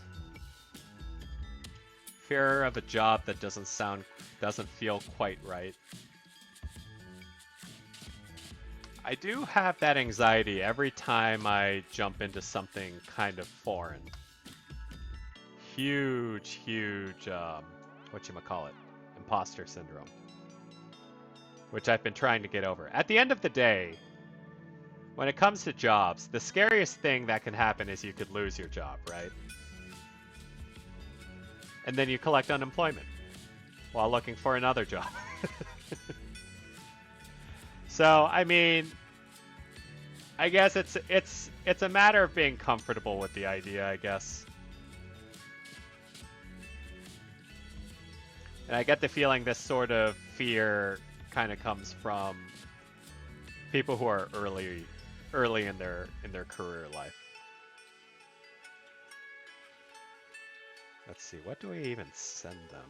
I don't have anything ironic or marginally insulting. All right. When driving at night, what outside the car will this? What is this? Your name isn't even a letter; it's a number. Do not want these reverse Uno cards.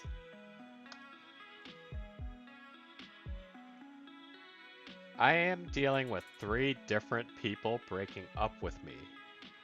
My school life falling apart, and my mother being super mean.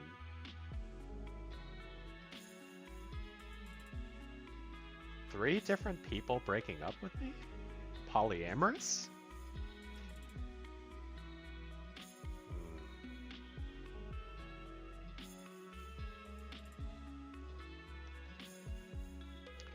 Three different people breaking up with me, my school life falling apart, and my mother being super mean.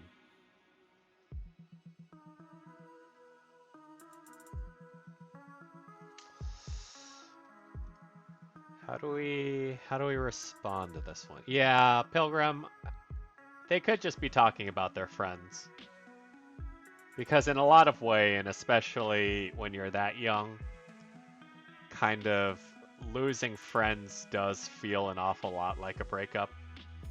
I feel like they don't really end quietly a lot of times.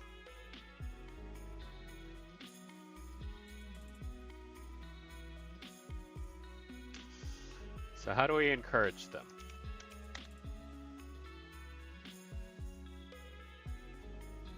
School life falling apart, my mother being super mean.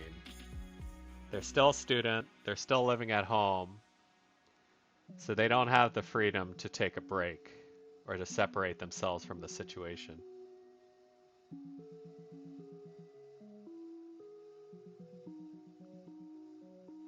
Or maybe they're breaking up with them because they got caught cheating. I think the direction... You mean this person was having a 3-way affair?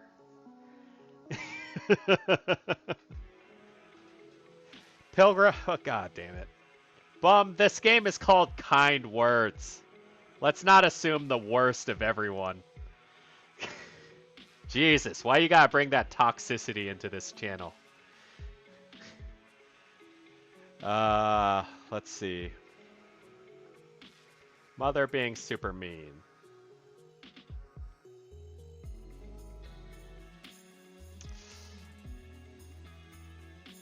Don't know what to do. I don't feel okay.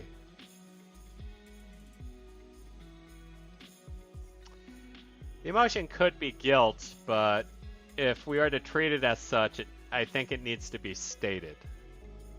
I don't think we can go off presumptions for this one. Obviously, the response has to be general due to the vague nature of this request, but 3 different people breaking up with me. I mean, it could just be within the span of a year or two, in which case, damn, they're doing pretty good, but life is falling apart. Mother's being super mean.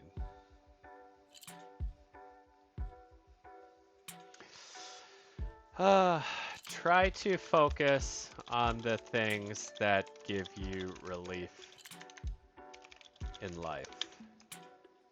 If it's something as simple as walks or getting outside of the house, try to spend a little more time on that than usual.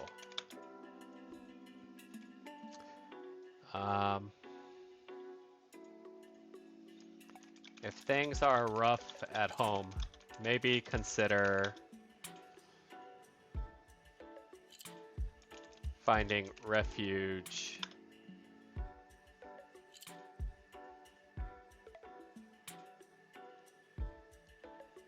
in a community location,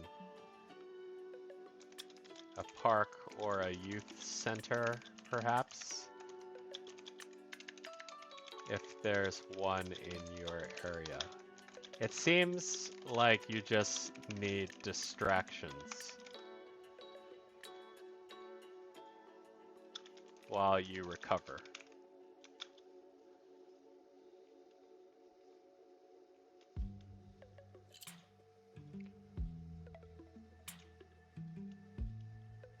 School life falling apart.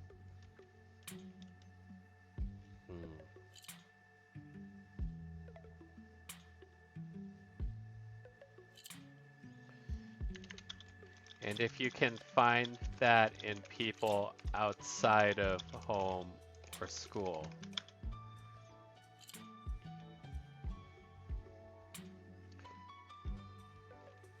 that might help you more than you realize. Something like that.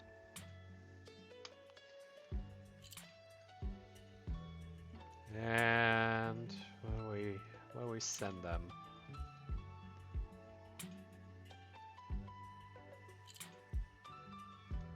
This tree in a jar. Alright, we've been at this for a while. We'll do one more look at the responses to my request, and then we'll call it a night, folks. Wow, lots of people pulling the reverse Uno card. What is going on here?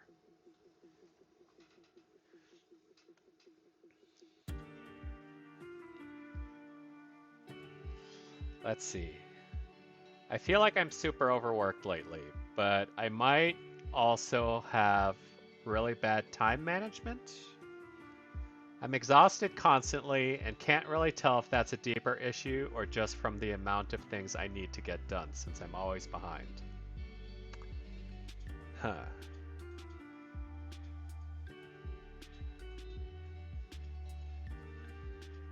Let's see. A.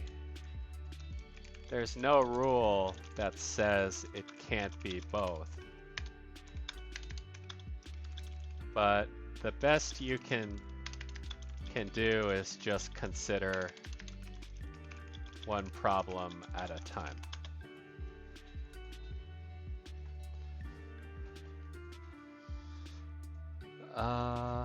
Let's see. If you feel like you're overworked, maybe talk with your boss/department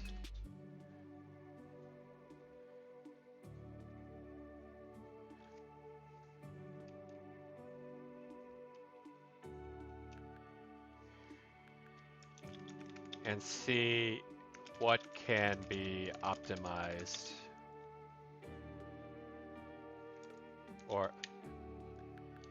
and evaluate whether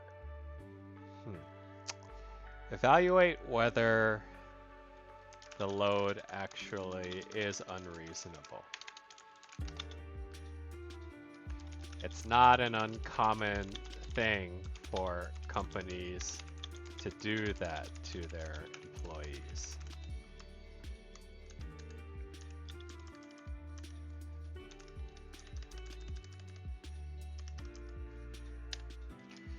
In terms of fatigue,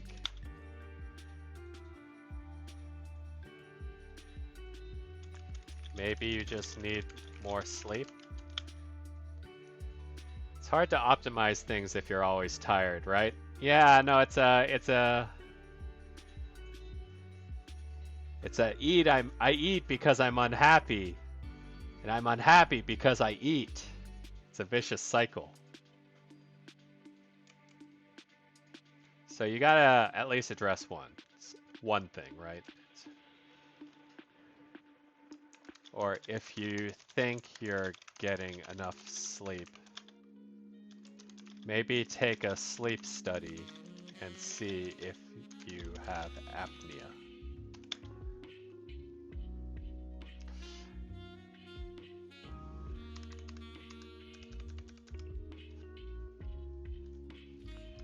It could make a pretty big difference. Something like that. And we'll give them a coffee because they're always tired.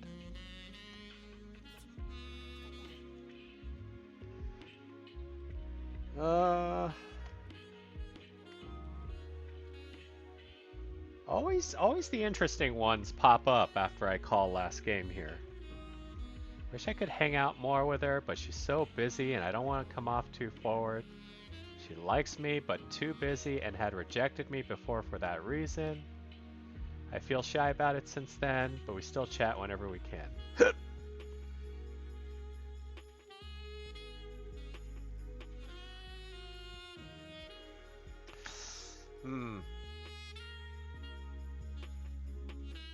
I mean, the answer is that they don't do anything because she already rejected him.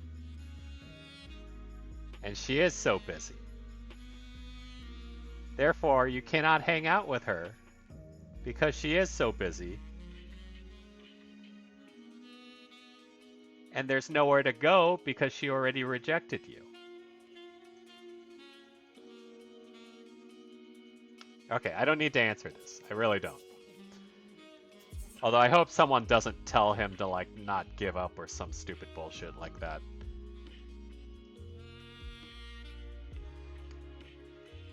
Alright. Now we're at the segment of the show where we look at what people wrote to me. Today's request that I sent out has to do with imposter syndrome, which is an unfortunate condition I suffer from sometimes because whenever I'm offered something that is beyond my known scope of capability, it makes me nervous as hell, as it does with most people. But you know, in the arena of careers and career progress, we have to be willing to take these leaps sometimes. I personally have a very nervous reaction to these things. I think I've only ever had like one job that I've gone into where I felt like, yes, I absolutely can control mastery over this particular job. But the catch was that I took a pay cut for it. And so, in a way, it was easy to do that because the job was beneath me. But yeah, let's see what the world has to say. Imposter syndrome comes from a low self-esteem, I think. You most probably are good in what you do, but maybe you lack confidence. I learned in a recent course how to give back confidence in your job by asking these questions. Why should someone spend a penny on my work? What transformations did my work cause in my client's life? There are two more, but I don't remember them. Hope this one helps. A little textbooky, but yeah, no, I mean, it most definitely comes from low self-esteem. Like, I don't think anyone has any doubts about that. The tough thing is that these questions aren't really questions you can answer because, or questions I can answer because I don't have the damn job yet. And that's usually how it is, right? You experience these things during a job application or when you get a job offer.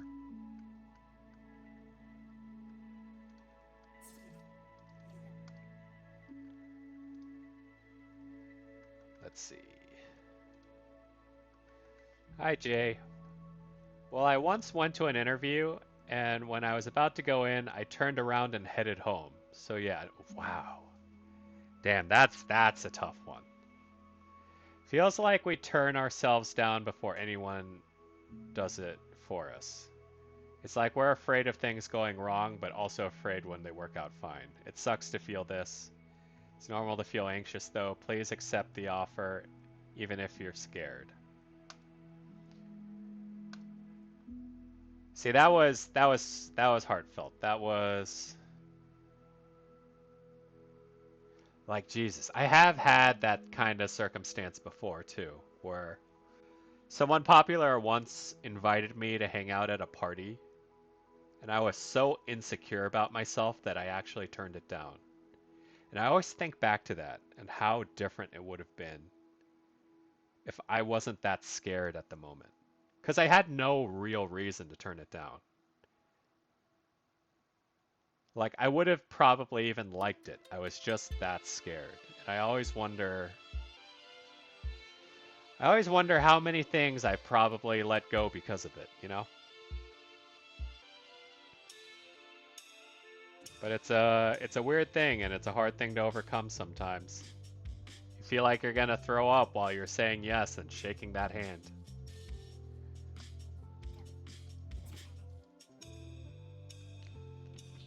But yeah, clearly not many people seem to experience imposter syndrome.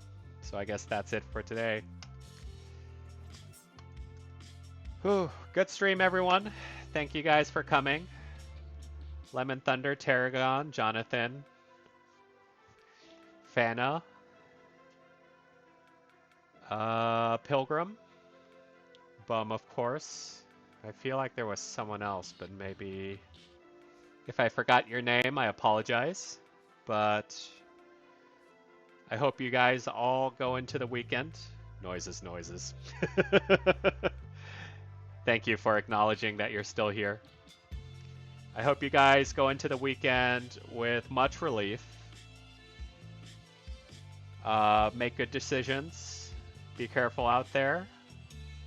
I think mask mandates, at least in the United States, are going away, so don't let your guard down too much because we know how that went last time. Oh yes, Elden Ring. How could I forget? Enjoy playing Elden Ring, all of you folks. And have a good night.